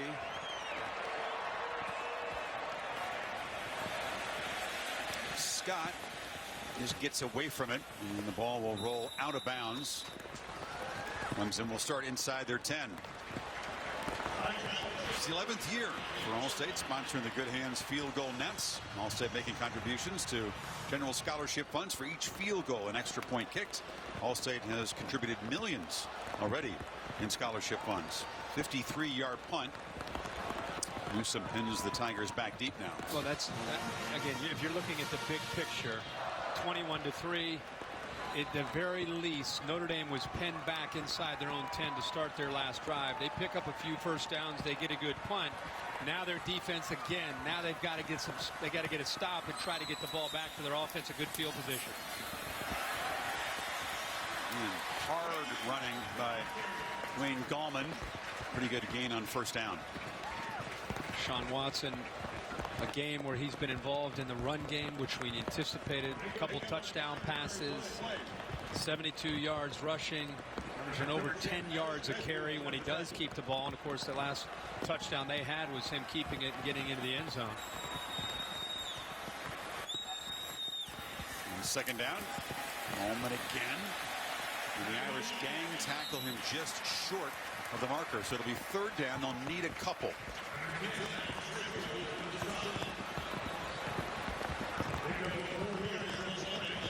Gallman hasn't had a lot of room, averaging 3.4 on his 11 carries.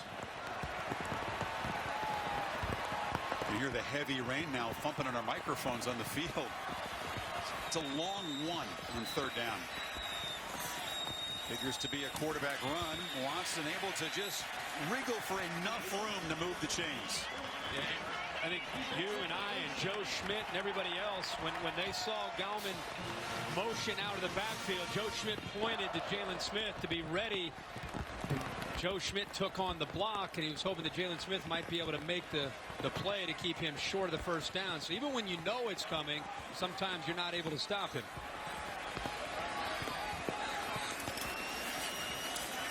Hand it off to Gallman on the edge. Boy, you could hear the pads pop. It was 9 versus 9 as Smith brought him down quickly. That's fun to watch that. Yeah, it gives you a feel right here to be out in the field. Ooh. That's some speed right there coming together. Arriving with bad intent, as you said. We didn't see a lot of that last week. No, you're going to see that defense. From 9. You pointed on the need for this Irish defense to try to make a play, turn things their way. Watson rolling. He's brought down, hammered really hard outside the pocket there. That's what makes Clemson fans really nervous as Tillery arrived and had help. Yeah, and you're talking about a guy that had ACL surgery just 10 months ago. So, he's put some weight on. Last year, as a true freshman, he was slight. He was 195 pounds. Now he's up to 210 pounds, and you could just tell. We haven't seen him since last year. When you see him on film, it's one thing. You see him in person, he's gotten thicker, but still, you hold your breath with a guy that had an ACL 10 months ago. Rolls out on third down, fires near side, tipped. Is it a catch? No ruling yet. They're talking about it. Yes, on the tip. Renfro came up with it. Irish are arguing he was juggling the ball. Clemson trying to play very fast, see if they can beat a potential replay review. And a lot of times they don't make the officials stop the action, in which they do. Joe Ryder is the replay official. Completed pass. That play is under further review. They're right next to us over here. Watch Renfro, Chris. This is like backyard football playing in the slop in the rain off of 2 players. And it's going to come down to whether or not did he have possession when the left foot was down. I don't think so. Let's take another. This would be a good angle because he initially. You can't see that. You can't see that. And not only that, Chris, he initially touched the ball. He possessed the ball, and then it looks like he let go of it. This is a very big ball. Watch the ball. See how the ball left his hand? So I think by the time it left his hand, he ended up losing possession of it. Why? Maybe the best angle here. Right. Yeah, I think he's got possession after he's already out of bounds. See, people think it's not about that, because I'm telling you, he loses the ball and now his feet are in the air. I don't think that's a completion. It's a huge potential overturn. It would be 4th and 7. Again, watch the ball. Taken away. Watch the ball. It's in the air, and then his feet go into the air. You're right, though. He was right there with an opportunity to make a play that would have moved the chains. It's nothing like calling a game here at Clemson when the fans are about 6 feet away, turning to you and I, saying, "Is it good or not?" If you signal incomplete, they don't like you very much. I gave them the sign, like, I don't think it's good. They're like, come on, like we see them down here. Yeah, they're all right here. Yeah, everybody wave, all of our friends. Wave to the stage. You guys are on. There you go. They should be looking right over here. Those are the guys making the decision, just off that direction. Yeah, I think it's an incompletion. That's the Sorry, replay I'm telling official. him. Incomplete, guys. There's Joe Ryder nodding his head. Leave us with the guys next to us. We're not cheering in the press box. No, Renfro, very sure-handed receiver, made a tough catch in the rain earlier. Let's bring our rules expert Dave Katai in. What is your opinion of what you've seen?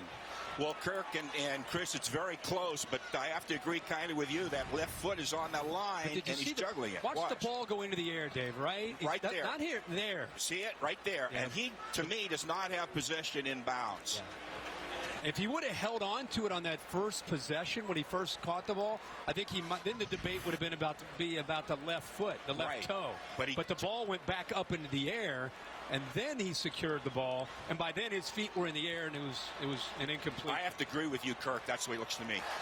After further review, the ruling on the field, the player did not maintain possession, therefore it is incomplete. 4th down and 7.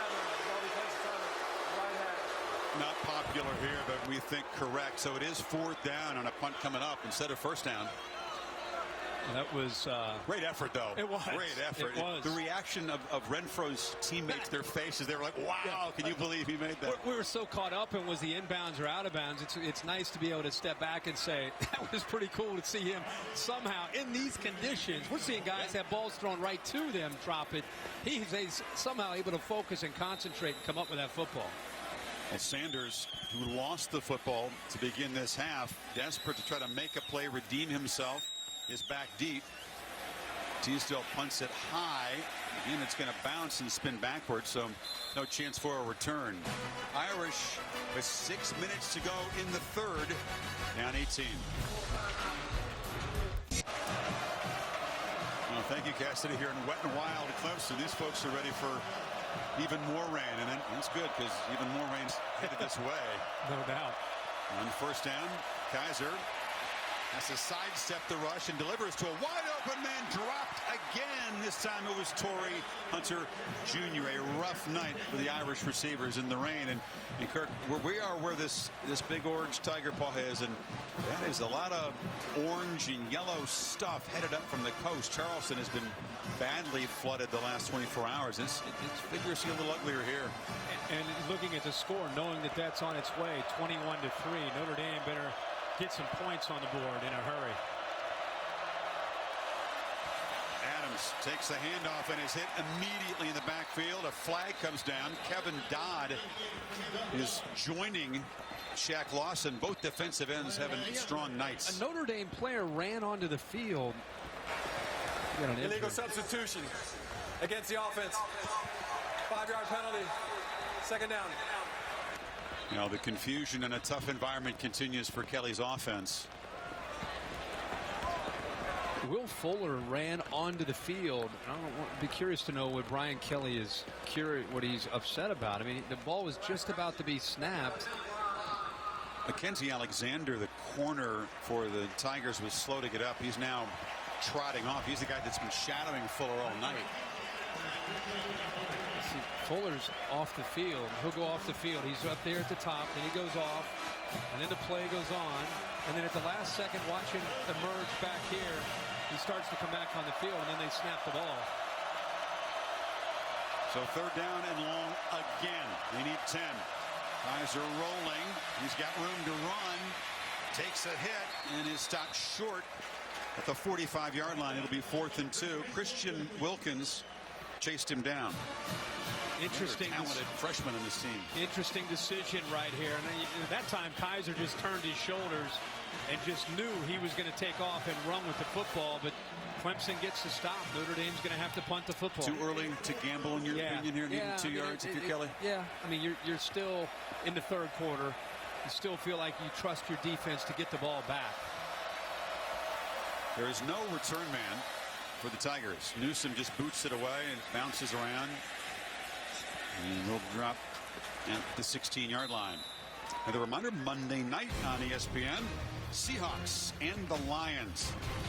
Interesting when desperation comes into play in the NFL early in a season. That is the situation for Detroit, but a very tough spot having to go to Seattle. 8:15 Eastern on ESPN and the Watch ESPN app. Rosice wasn't in there at the end of that last drive, trying to stay loose on the exercise bike. Kind of limped off the field, Kirk, and he's been held to 32 yards on his 13 carries, 2.5 per carry.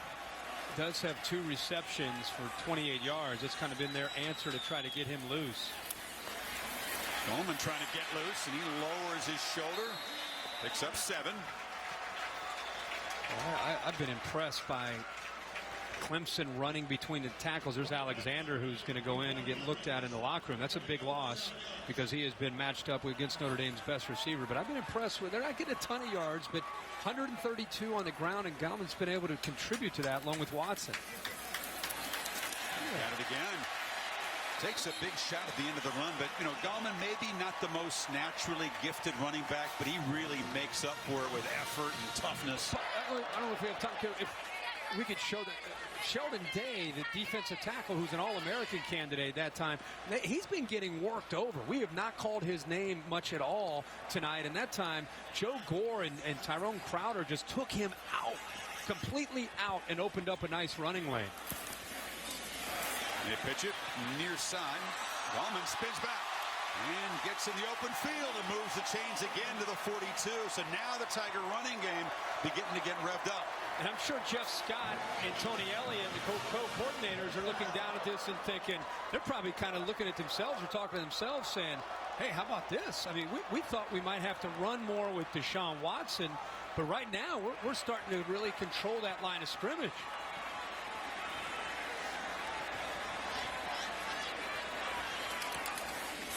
You feed Gallman again. He gets the edge. We wondered which offensive line, Kirk, would have success against the opposite D-line. It's been Clemson so far. It really has. And if you watch the first 3 games for both teams, you would never have anticipated. You would have thought, you know, the scheme and the tempo could be an equalizer, help Clemson. But that offensive line deserves a ton of credit for the way they have played in this slop against a talented front 4. They moved 34 yards in the drive, all of them by Gallman until that keeper by Watson. So it'll be 3rd down and short about midfield. Notre Dame has played this year. They have played well, and then they'd give up a big play, you know, more often than not through the air. But they have played well. They've shown you what they're capable of doing, especially up in the front 6. I say 6 because, you know, most of their outside linebackers walked out because of the spread looks that they see. So Watson checks the play card in 3rd and 3. Zach Brooks is in the game. Watson just takes off, breaks a tackle, moves the chains again.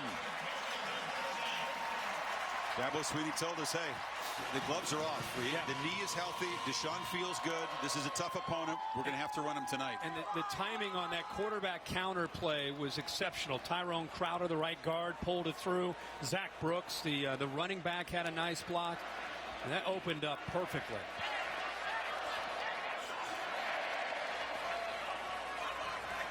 There's Brooks that comes in motion. They give it to him, and he fumbles it, still booting it around. Excuse me, that's Ray McLeod, 34, and it's an incomplete pass because it was a pop pass. The freshman couldn't grab the handle there. That's the good thing about that kind of a play. Exactly. Yeah. It happens really fast, and it's just a little pop pass, but you know, right away you just assume, you think it's a fumble. And one thing they might look at is that, did he have possession of the ball? Did he didn't take enough steps to have possession? You could see his eyes kind of turning upfield. The young guy was looking where he was going and didn't secure the ball. Watson spun around and hit for a loss. So the Irish defense gets in there. Cole Luke off his corner, got there quickly, and it's 3rd and long now. Yeah, that time they're trying to just do anything to try to change the flow of this offense. They brought the corner from the bottom on the blitz there, as you said, Luke, and right now you're on the ropes. You got to try to pull out all the stops, and Brian Van Gorder is known as an aggressive defensive coach. You see a change, by the way, in Brian tonight? What's that? You see a change? He doesn't not have the green leprechaun look. No. He said, do you not like us? He's going to go with the green. Wear what you want, but he's in blue tonight. Watson, a downfield shot, and a flag comes in. Hunter Renfrow was tackled by Kavari Russell.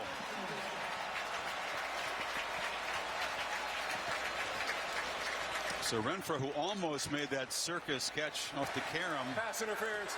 Defense. Number 6.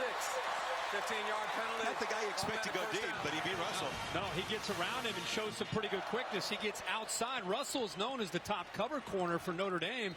He's in pretty good position, actually, but right at the end, as Renfro's going for the football, that's where Russell ends up having to get it. He pulled onto, looks like onto his belt, maybe. So the penalty moves the ball to the 33.5. Approaching the final minute of the third quarter. Well, Renfro, 5'10", 175 pounds, former walk-on. Yeah, just got a scholarship. Big, it's pretty good. Big moment for him. You can see why. Now, he lob it down deep. Peak. Juggled it. Luke was defending, and it's picked off. See, I got to say something. You're down 21-3. Right? Isn't that the score? Yeah. It's 21-3.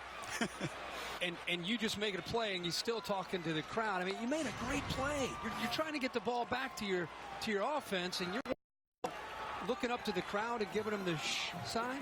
I just don't understand that. We see that all over college football and NFL football. It makes no sense to me. You're losing 21-3. So anyway, besides that, it's a great play. He's in position. The ball was just thrown up. It's one of those plays where you hope your receiver is going to go, and you just throw it to a spot. And he threw it to a spot, and Luke actually did a nice job of anticipating it, got in position to be able to go up and make the play. But he just needs to be happy. They got the interception, and now he hope the offense goes down and scores. Well, that Peak was in good position. Luke has both of the picks the Irish have made this season. Precise. Knocked down after 9 yards. Heather? Well, it looks like that bike did C.J. Procise some good. He's been stretching out that left quad and staying on that bike to try to keep it warm. He's definitely got a pull there, but obviously will continue to play. Also, his quarterback, DeShone Kizer, cramping in both calves, continues to stretch those out. Just went up to both of his receivers and said, "We've got this. We've been here before," referencing the Virginia come from behind win. Heather, thank you. Procise on a spin free, spins again, and gets a first down to the 40. They were knocked down 18 to Virginia. No. It's a big difference. Yeah, and they weren't playing this defense, but you can understand what Heather's saying about, hey, we've been here before. The only difference, I would say, you got a guy down, looks like the safety. Yeah, that's Green. You're down 3 possessions, and at this point, I'm not feeling any urgency. Like, do you know what I'm saying with Kizer? Right. You know, you're only going to get the football back so many times, and you're going to need to start to, you don't have to go hurry up, but you need to kind of get out of the huddle and have a little bit of urgency to you, because it's not just about scoring on this possession. You need another stop, and then another score, and then another stop, and another score. Yeah, they have not been able to create the chunk plays, the kind they were able to create in the first 4 games. NFL Insiders and Sunday NFL Countdown. Begin your day at 10 a.m. Eastern, and then the countdown comes on at 11 and streams live on the Watch ESPN app. And it's tomorrow over on ESPN. So Green is helped up, and that didn't look to be anything serious. Painful for sure momentarily, but he is helped off. Just got hit in a vulnerable position there. He's been active tonight. 7 tackles for Venables defense, which is so far done a tremendous job. Still can't believe this was the best defense in college football last year. If you look at the numbers, and they lost virtually everybody off of that defense. And this defense, first 4 weeks of the season, playing the way they are. It says a lot about Brent Venables and his scheme and his relationship with these players. Absolutely. Number 1 in yards per game, pass efficiency, tackles for loss, and third down, and they are looking like they're not missing a beat in 2015. Back after this message, at a word from your local ABC station.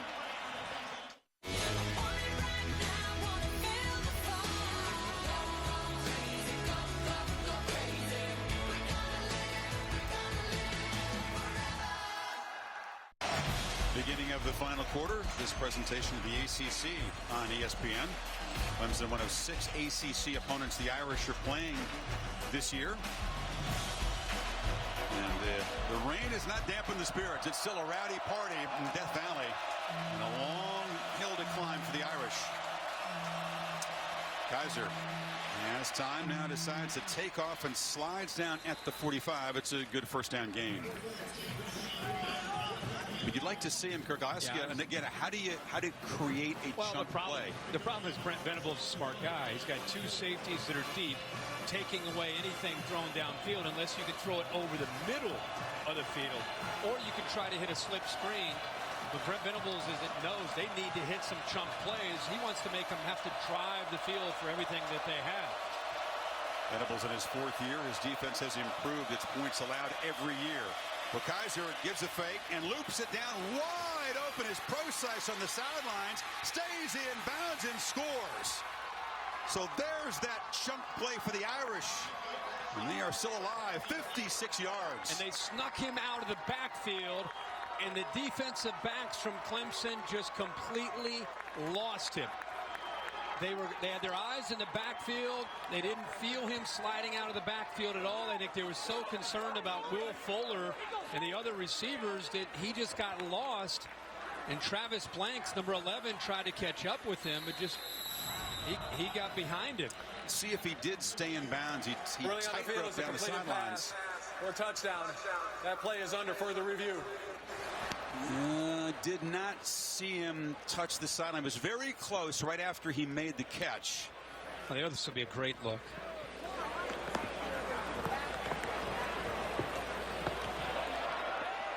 No, I think he stayed in. I don't know. I don't think the heel went down. If the heel would have gone down, he would have been out of bounds. But his heel looks like it's up. Dave, will ask your opinion what Joe Ryder is going to decide here. That's a touchdown. I just don't think that's enough, because the heel doesn't go down, Kirk, as you've seen. That is not enough to reverse this play. This should be a touchdown. So Procise, Kirk, has been held to 50 yards in his 15 carries as a runner. Now has 3 catches for 84. And that touchdown pending the review here. After further review, the ruling on the field is confirmed. Touchdown. It's the 8th touchdown this year for the Irish of more than 50 yards. That's more than they've had in any season going back to 02. Think about that. Yeah. But and Brian that's Kelly what said it's not by an accident. Remember, they're 21-3. We were talking at the break. You need a touchdown, an extra point, or a touchdown 2-point conversion, and then a field goal to try to tie this up. And we wondered if they scored, would they go for 2 right away, or wait. They have to go for 2 on one of them. He's elected to go for 2 now. That way, if they miss it, he knows he just needs 2 touchdowns.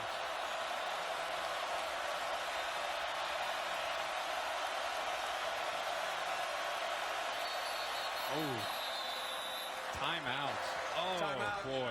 Notre Dame. So they have to spend a timeout. That is not what you want to do when you're trying to climb out of a hole here. Crushing. Let's go back to the touchdown here. And Procise is right here. And you're going to see one receiver go here, another receiver go here. And that's what really occupies the defense. You also have a safety right here, Green, who's tied up. I think he might have been the one that had to be responsible for Procise. But look at the eyes in the backfield right here. Nobody really keeping an eye on Procise sneaking down the sideline. And then by the time they react, he's got the speed after making the catch to be able to get into the end zone. But they just simply lost him. Too much focus on the receivers. Let's see what Kelly cooks up after that nice little play. You talk about how smart Venables is. Kelly kind of tricked him that time. Well, yeah, exactly. But on that 2-point conversion, he wasted timeout. It looked like they had 10 players out there. I think he was waiting for Corey Robinson to be out there. Procise to the right of the quarterback, and Robinson goes in motion. Kaiser looks that way, throws it to the tall guy who can't get it. Robinson is 6'5". That went off his hands again. And he put it exactly where the big man could go up and climb the ladder and make the catch. He just wasn't able to hold on to it.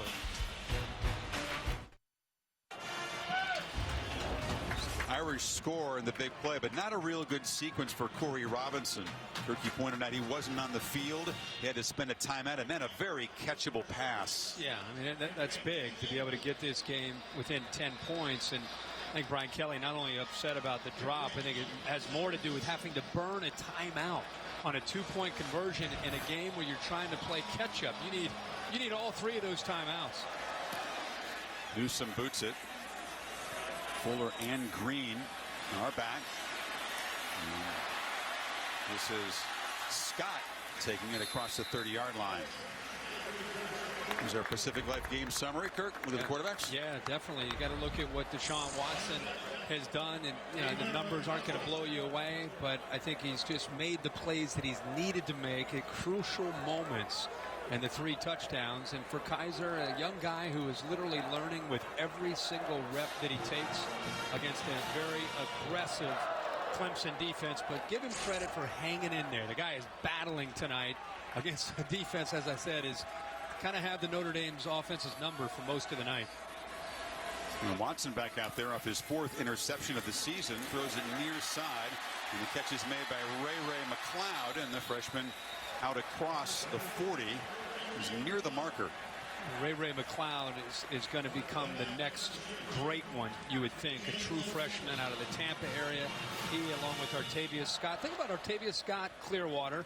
Ray McLeod is Tampa. Deion Kane from Tampa. And who opened the door?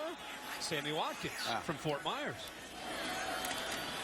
They tried Gallman. He cuts back inside. Breaks the tackle. Gallman, the midfield. And finally chased down inside the 25-yard line.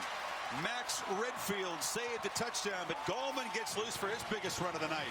Giving up big plays, that theme kind of continues. Just some poor tackling, great effort here by Gallman, but boy, Kamari Russell's got to be able to make that play. He was right there and just kind of got his hands on him, but didn't secure the tackle. And all of a sudden, Kirk, after that 33-yard run, Gallman's closing in 100 yards. He's got it again. And not get the edge. His run down there by Shoemate for a loss. This defense, it's been on the field a lot. It's been tested, and it's really surprised me, to be honest with you, to see this defense give up some plays in the trenches. I mean, they have coming in. I think they had a great deal of confidence in how they matched up. But there have been times where we've seen, even in the second half, that offensive line has kind of asserted themselves, and they're not in a hurry at all as they work that clock. C.J. Fuller, who's the freshman back in the game now. We got 3 running backs who go by C.J. in this game. Davidson, Fuller, and of course Procise, in a place where C.J. Spiller may be one of the great Clemson players ever. Dabo's thinking of C.J. Spiller. If he's that good, we got to find a few more. Give me every guy named C.J. who's a running back. Well, yeah. It's 3rd and 10 now. Tigers have been a little bit more efficient tonight on 3rd down. 5 for 11.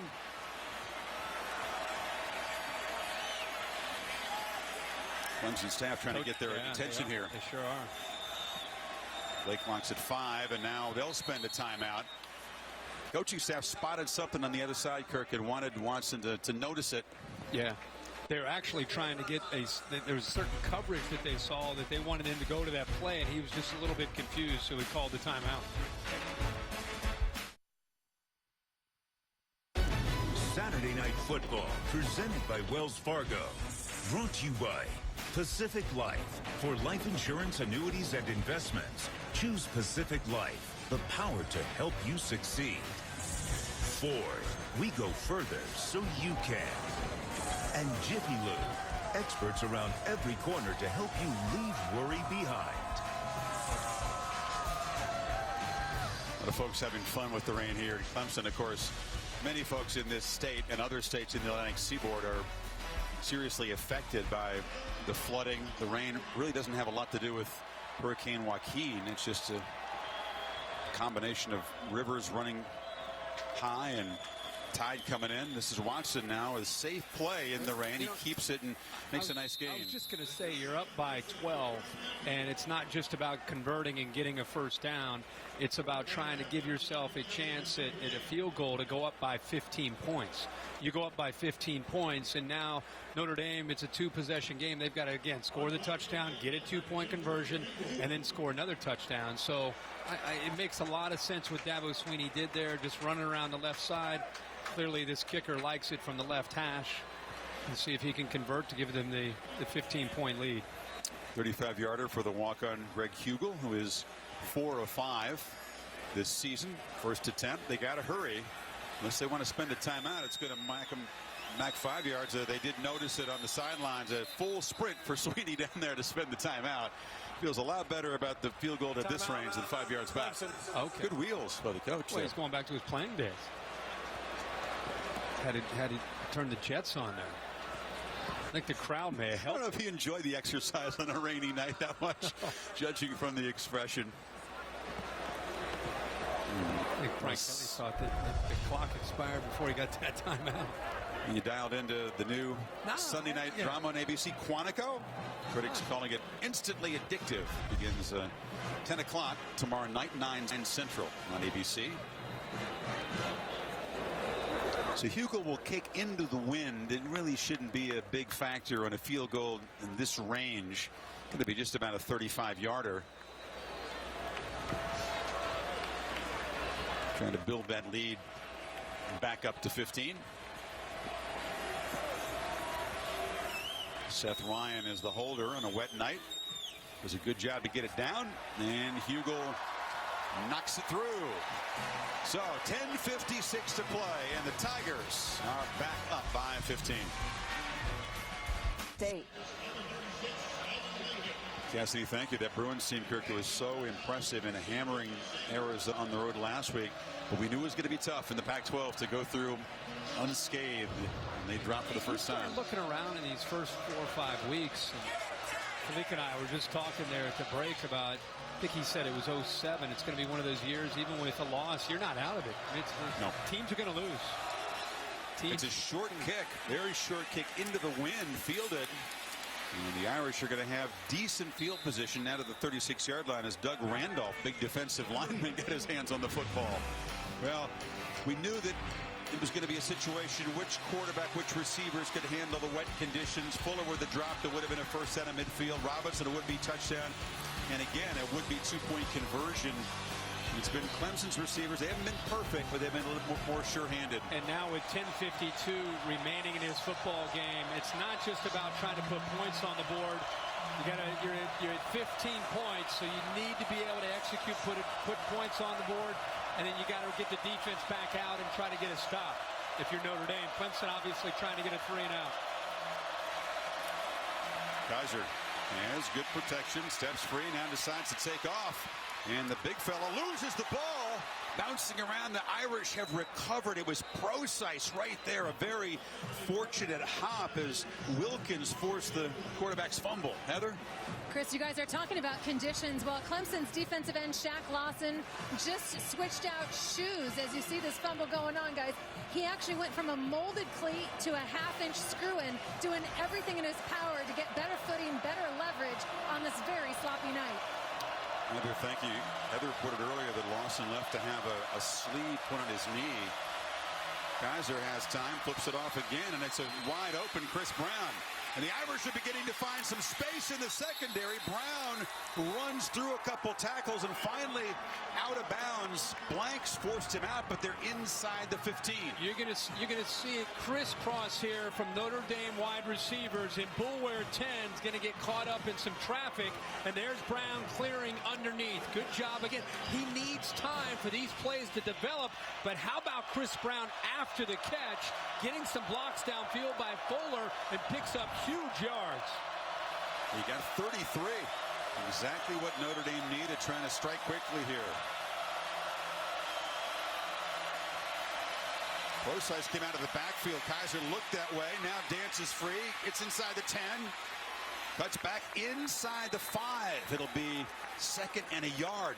Irish knocking on the door again. Now you're starting to sense some urgency from Kaiser. You ever seen a guy that hasn't played a lot of football at this level in this kind of atmosphere have such composure in the pocket? There's Blanks. Blanks has been kind of just been hobbled here in the second half. And, of course, he's had 2 ACL surgeries on the same knee over the last few years. Yeah, he worked so hard to get back. He's a very respected, smart member of this Clemson defense. He takes off to run. Watch Amir Carlisle get involved 3 right there. That's the guy who right now Blanks who's down. And a teammate hit him after he went down. Yeah. And he's already kind of been, looks like he's been struggling. When he was chasing earlier on that touchdown by Procise, it looked like he was really laboring. They don't really rotate a lot of guys in on this Clemson defense. They asked their starters to play a lot of snaps. Are they wearing down? Procise shifts over on 2nd and 1. Keeper, Kaiser, touchdown. And the Irish are coming back. We just said, you not only you need to score, but you need to score in a hurry. How about a minute 49 to put a touchdown up on the board? And instead of going for 2 now, they're going to go for 7 or try to get it, try to go for the extra point for 7 points now and wait to get the 2-pointer if they get the football back. Yeah, this would cut it to an 8-point margin if they can convert here. But you're right, 4 plays, 64 yards, a minute 49. So they needed Brown's catch was the big play in the drive. And Kaiser, a strong runner. And remember, he's been the comeback kid against Virginia on the road. And he said, guys who've been here before, he just keep these guys in it. Just really impressed with what he's done. Not a great night, but he's hung tough, and he's given his team a chance to come back in this game.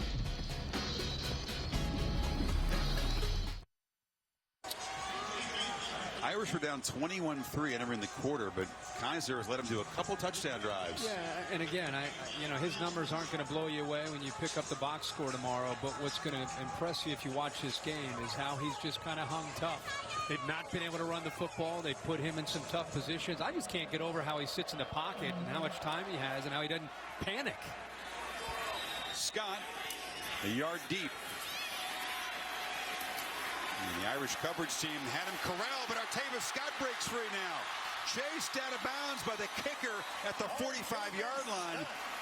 The slippery receiver, also a dangerous returner in Clemson, has nice field position as they protect now an 8-point lead in the final 9 minutes.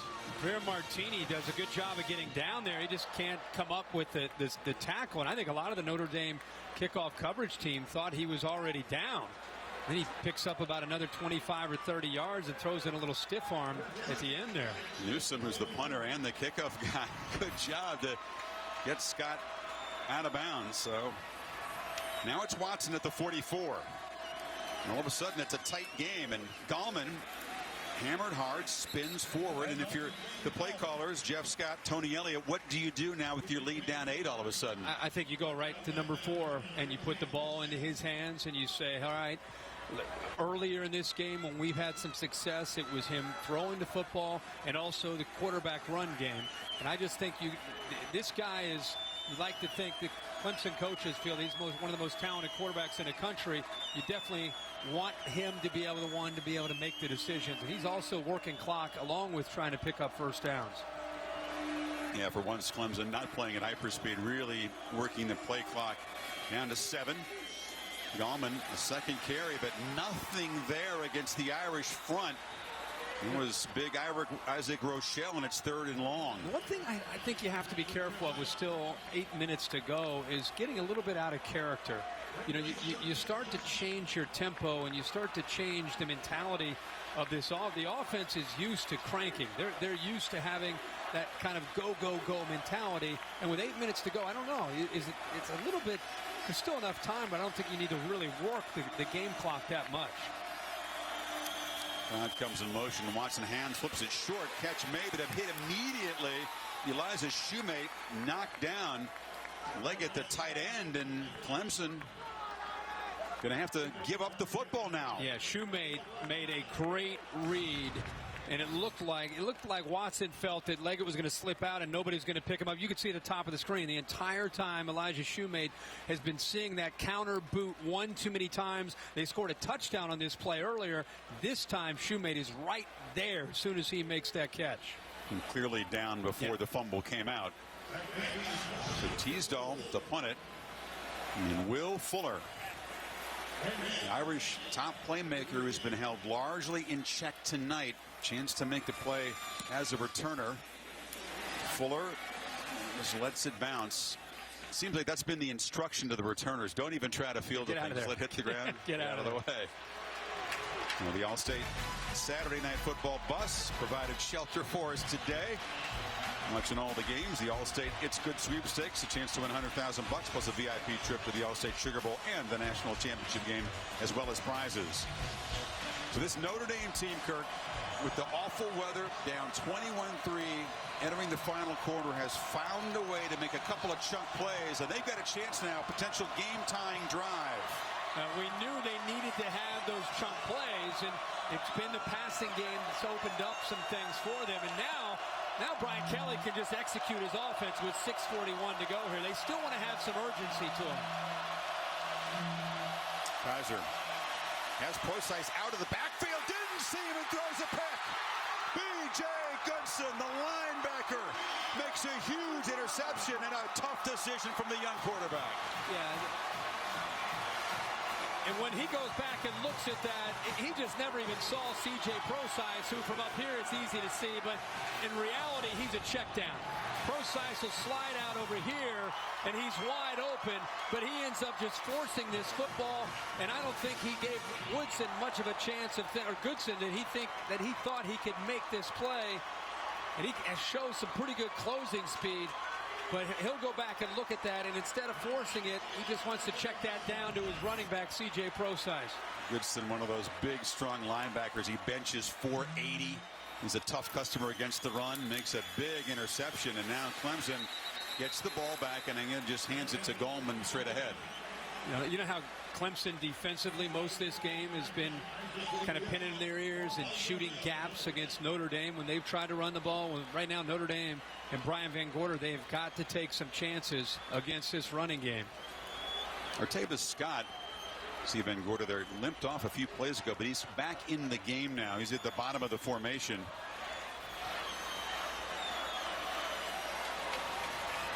See if they have Watson throw the ball here on 2nd and 11. Inside of 6 minutes.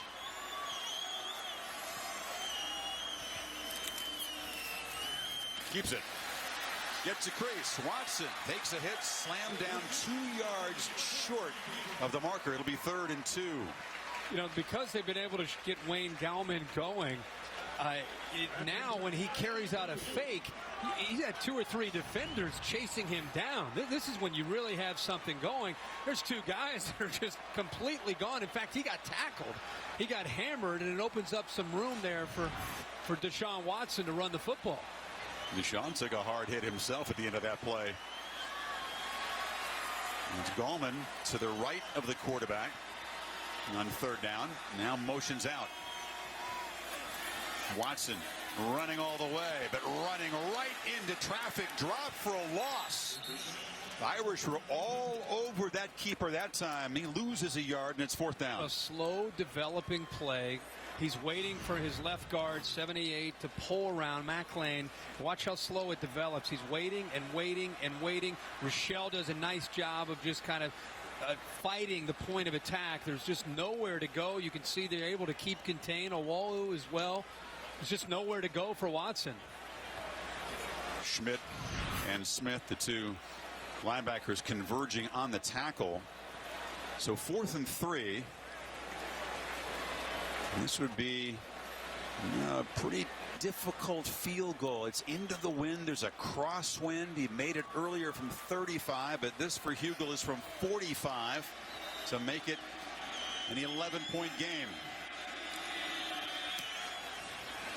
A low boot, and it hooks. Missed it. So the interception doesn't produce points, and the Irish still down only 8. That's a tough kick for a kicker there. You know, at 45 yards, the wind is kind of swirling. It's wet. It would have, in effect, maybe put the game away, but not able to convert it. No, and as you said, they have the turnover there. They had a big opportunity there to maybe put this game out of reach, but Notre Dame catches a break. They get the ball back to Kaiser, and they've scored in their last 2 possessions in 1:52 and 1:48 when they have scored. Empty backfield. Kaiser pressured. Dropped. Carlos Watkins joined by Christian Wilkins, the freshman. Well, you have Watkins in there, but look at the entire defensive front four. Shaq Lawson to the bottom there, 90s also involved. The true freshman Wilkins. They had an entire group there. There's closing in on him. Nowhere for him to try to pick up some time. He lost 9 yards. Second and long, Kaiser flips it short. Brown has running room. And Chris Brown's loose. Tripped up, but into Clemson territory. Boy, how about the speed of Chris Brown on these crossing routes? He's catching the football. It's the exact same route he ran earlier.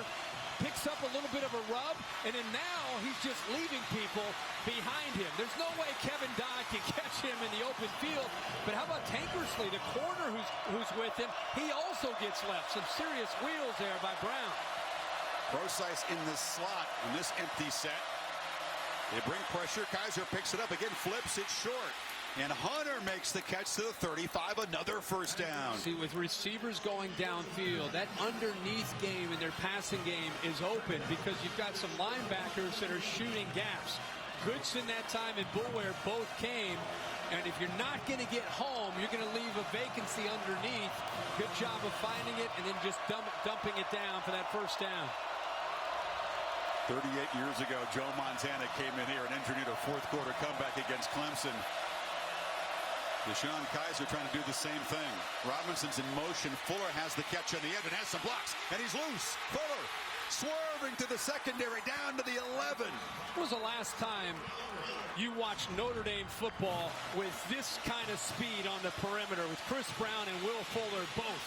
I mean, you talk about yards after the catch. I'd love to look at that number in the second half alone tonight for Notre Dame. 23 yards as Fuller finally makes an impact. And the Irish now 2.5 to play. 12 yards from a potential game-tying touchdown. They need the 2-point conversion, of course. Lob to the end zone.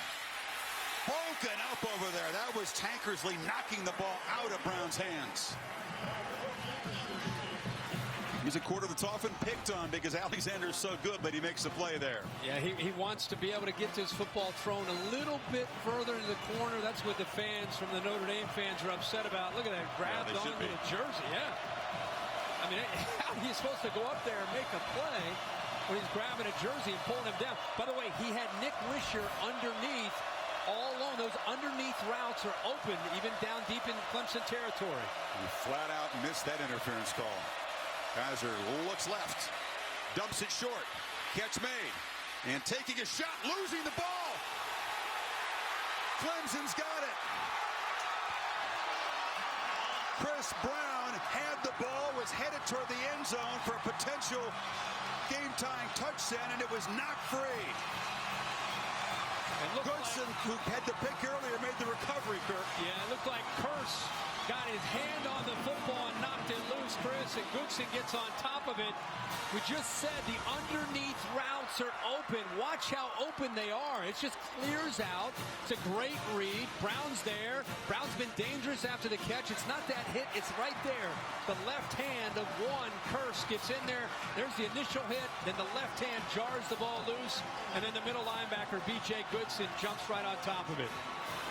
It is the fourth Notre Dame turnover, all of them in the second half. So they've been able to make some big plays, but self-destruction for Notre Dame, and that's a tough one after getting that close to potentially touchdown and a 2-pointer to tie it. Still 2 timeouts remaining for Notre Dame. Got to stop Gallman and get the ball back, and Brian Kelly knows it's tough with a wet ball, but it's his reaction after the fumble. Well, it's been one of those nights with self-destructing, but this game is far from over. I mean, Clemson's probably a first down away from being able to ice this, but Brian Kelly electing not to use the timeout that they lost when they had to use the 2-point conversion for the timeout with only 10 men on the field. He decides to let the clock run here. Then they're going to try to get stops on second and third down with the timeouts to try to get the football back around midfield. And Watson working the play clock. Snaps it at 4. Gives it to Gallman. hit hard. Boy, you worry about a fumble almost every time as the Irish make the stop and then do spend that second timeout with 1:19 to go. And third down coming up for Watson.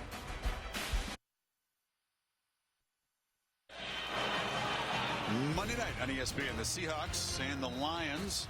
8:15 Eastern time on ESPN, streaming live on the Watch ESPN app. Clemson got to think they run the football to force Notre Dame to use that last timeout. The Irish are thinking, stop them, use the last timeout, force the punt, get the ball in about midfield, maybe your own 45 with about a minute to go. Still time to do what they need to do. On 3rd and 6, a very safe play as Watson keeps it, but does not get much. Unwallow, the linebacker, stopped him, and now they'll spend that final timeout with 1:13. Punt coming up. Yeah, into the wind, by the way. Brian Kelly's been thinking the same thing that you and I are talking about. He decided to let that first down play go, called it on called the timeout on 2nd and 3rd down. They're going to get the ball with a minute to go without any timeouts, and the way they've been throwing the football, they've got to feel pretty confident that they can execute if they can take care of the football. It may come down to a 2-point conversion. Sweeney and Scott and Elliott electing to call safe plays, keep it on the ground on a rainy night into the wind, and then trust their defense to try to protect this lead. But Kaiser's been making plays. They just making too many mistakes. No doubt. He's thrown now for 284 yards on the night. Andy Teasdall in his end zone. And Fuller is set up at the 45. He'll have a play in it. Takes it at the 41. Fuller down to the 32-yard line. And Kaiser and company set up perfectly. 1:05. No timeouts, but a lot shorter drive than they had when they were down at Virginia. And give this Notre Dame defense a lot of credit for hanging in there and doing what they needed to do to get the ball back to Notre Dame. And now if you're Clemson and you're Brent Venables, don't you think you got to be thinking to yourself, you know what, that underneath crossing routes, it's been wide open. We've been blitzing some linebackers. We've been getting lost a little bit in coverage. It's not just a long throw downfield. It's the underneath route that they've got to, I think, be concerned about. Best starting field position for the Irish.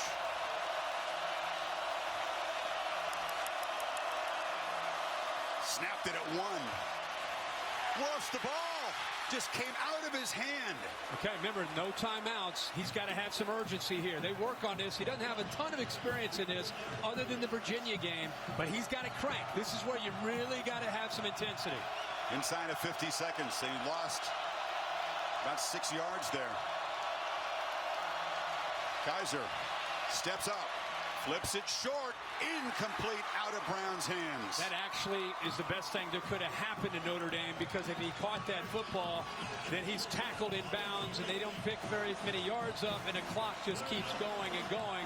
Clemson doing a good job right now. They've got 8 guys in coverage and they're trying to keep Notre Dame in bounds. They want that clock to just keep going. 2 plays to get 16 yards and keep hope alive. Kaiser cannot take a sack. He's got to be aware of that. He's going to throw it away if he feels pressure.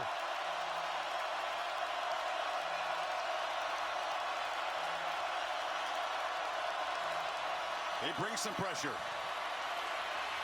Fires, far side, sliding play, catch made. Carlisle's got a first down in the red zone. How about that? They bring that pressure. It's right in his face, and he knows if he takes the sack, the game could be over. He stands in there, he gets the time, and he throws it. Now they're going to fire it to kill the clock. 25 seconds to go. Kelly decisive in asking his quarterback to clock it. Here's the catch. Gets his hands underneath. Gets the legs involved, whatever it takes to hold on to that football. But I couldn't believe the way he just sat in that pocket and waited for Carlisle to break free. Didn't panic. It's one thing to make the throw. It's another thing not to panic. Does it remind you of a Notre Dame game on the road against the ACC a year ago? A long third down conversion. We were there. For Florida State.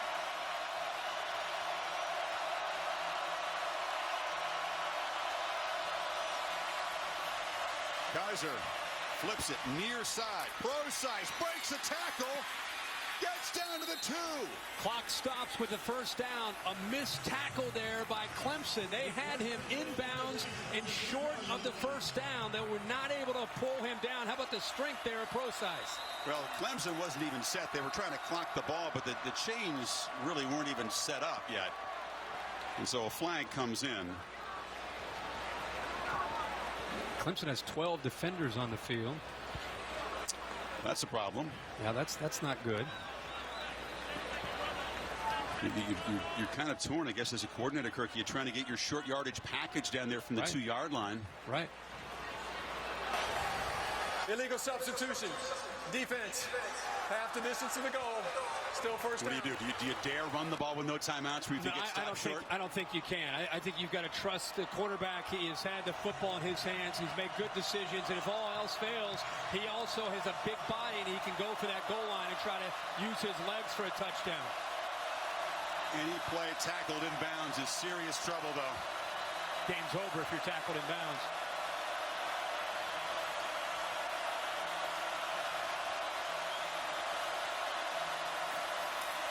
Kaiser loops it for the end zone. Touchdown! Torrey Hunter Jr. with 7 seconds to play. The Irish are a 2-point conversion away from overtime. Chris, you mentioned last year's Florida State Notre Dame game. How about this? How about this right here? Perfectly executed to open it up. Exactly the same situation, the same side of the field, but this time Will Fuller, give him credit. He looks into the quarterback instead of looking at the defensive back. Perfectly executed by Notre Dame. Ironic, a year later, the exact same corner of an end zone with a game on the line. They still need 3 more yards to force OT. Kaiser rolls, runs into traffic, and comes up a yard short. Boulware, Watkins, and the Clemson defense rises up to hold off a furious Notre Dame rally. Interesting call by Brian Kelly, relying on the feet and the legs of Kaiser. This is all about the defensive line of Clemson. Watch Dodd and watch Watkins work here, and then you have the safeties and linebackers come in and help out. But a great job up front. I mean, Kevin Dodd, 98, would not. Look at the extension there against the tight end, Wisher. He just throws him back into the quarterback. Boulware's involved. You saw Blanks get in there. And, of course, you saw Kelly's disappointment, Watson's relief.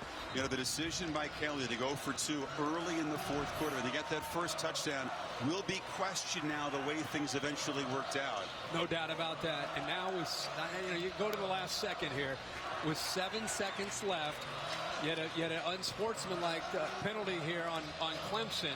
So Notre Dame is going to be kicking from midfield for this onside kick. And if they, it's slippery field, it's wet. If you kick this and you somehow recover it, at least it gives you a chance at either a Hail Mary or a really long field goal. Well, Cassidy Hubbard will be along in the studio with a Ford wrap-up show right after the game. We have reaction to this one. Early in this quarter, Clemson rolling up 21. They thought we can think about heading home early on a rainy night. The Irish made him play right down to the end. But just like the game we referenced a year ago in Tallahassee, it looks like a Notre Dame perfect season is going to come to an end with a close call on the road in a tough environment against an ACC team. Let's see how this onside kick goes. And this is the freshman kicker, Justin Yoon. They practice this all the time, trying to get that perfect hop.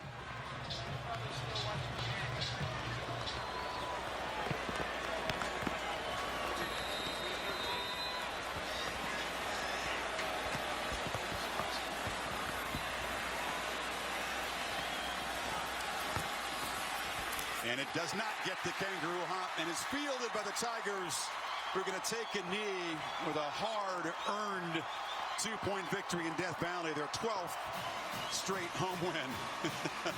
That is a very relieved head coach. He's emotional right now.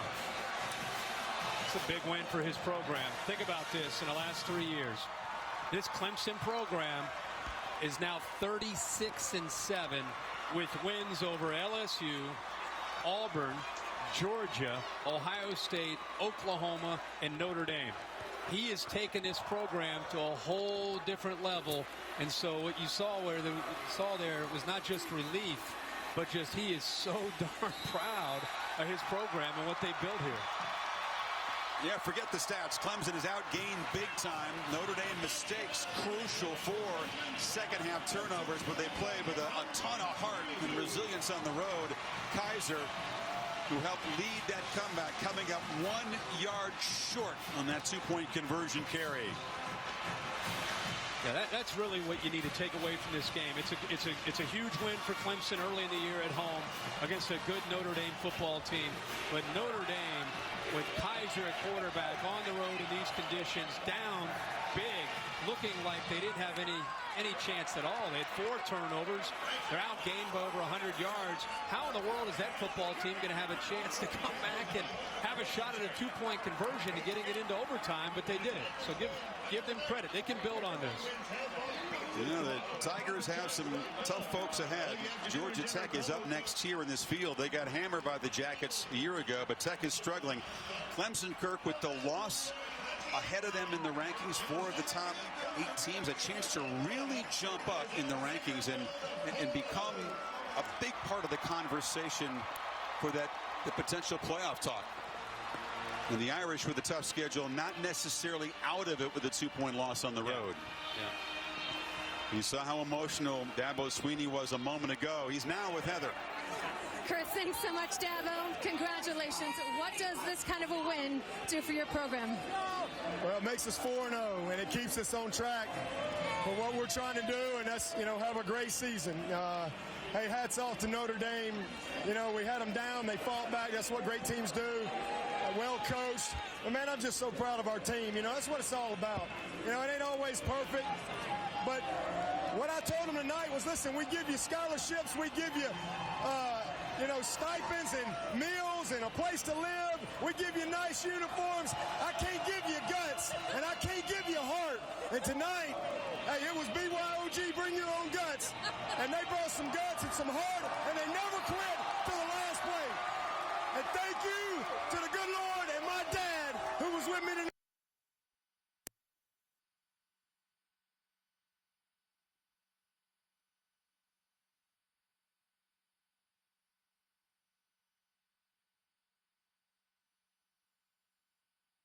Next play. Just freaking play this play. Don't worry about our screw-ups. Play this play. Win this down. And, just happy they never quit. But again, great effort by Notre Dame. But let me just tell you, rain, sleet, or snow, Tiger Nation, they show. And they were here tonight. Great job. We're going to do the whipping night. You want to do it? Sure will. Forget the whipping night. Bring your own guts, guys. Well, there will be a dance. Just check YouTube tomorrow because Dabo's going to get down in the locker room after that win. I thought he might pull the whip out down on the field there. Well, he's going to get nutty in that locker room. He knows it wasn't perfect. They've got a lot of things to correct, but it was a resilient defense that had been burned a bunch. I mean, Notre Dame was moving up and down the field, making big plays, and had come very close. They do force the 4 turnovers in the second half. They did limit Procise on the ground. They got in the backfield a bunch, Kirk, but boy, they were really tested a yard away from overtime. Well, it was the first time. Remember how you and I were just kind of marveling at what they had accomplished, for losing their entire defense from a year ago and how good they've looked up to this point, where they got vulnerable in the passing game. Kaiser ended up throwing for over 300 yards tonight. And that aspect is what Brent Venables is probably going to work the hardest on to get his team ready to continue to try to improve. Treated the AT&T strong performance, just enough for Clemson. You know what? When Notre Dame visits Clemson. It's only happened twice, but the last 4 decades. It's going to come down to the finish. Joe Montana just got it done the last time the Irish were here, and DeShone Kizer came very close to a comeback that would have joined that long list of Notre Dame lore, just a yard short there. That's something they can build on too, I think, this team, even though it's a loss. Yeah, and I think you're exactly right. This is going to be a wacky year in college football. All you have to do is look at last weekend, and especially today. Look at some of the scores. It's going to be one of those years where the committee is going to have to really do their homework. It's not going to be as clean as it was, even though there was some controversy last year. Notre Dame's not out of this thing. I mean, if they can regroup and learn from this, they're going to be just fine. And for Clemson as well, I mean, Clemson's a football team that, you know, they've got a quarterback, they've got a defense that they can be proud of, but they've got enough that they can learn from today and continue to try to grow and just keep, as he said, we're 4-0. They're going to hand us the trophy tonight. We're 4-0. No, they now have to play 8 more games in 8 weeks. They had the long time off before this game, but it's going to be a grind and no weeks off for the Clemson Tigers as they head into the ACC schedule. Florida State does come here early November, a team that's had their number in recent years. Another look at the stop by the Tiger defense on the 2-pointer. Look at Dodd. He kind of sets the point on the edge, doesn't let Kizer get outside, and then the rest of that defensive line and the linebackers are there to clean it up. But it really give Kevin Dodd a lot of credit for holding the point on the outside. And that defensive line, when they had to turn it up tonight, they did for the most part. We will never know what would have happened had that conversion been good. This thing would have headed to overtime because Notre Dame would have brought a whole lot of momentum into it. Well, the party on a rainy night in Death Valley is just getting started here as Clemson holds on 24-22 over the Fighting Irish. Hope you enjoyed tonight's game. It was produced by Bill Bonnell, directed by Derek Mobley. For Kirk Herbstreit, Heather Cox, and our entire crew, which worked beautifully in these tough conditions tonight, I'm Chris Fowler. The Ford Wrap-Up Show is coming up right now.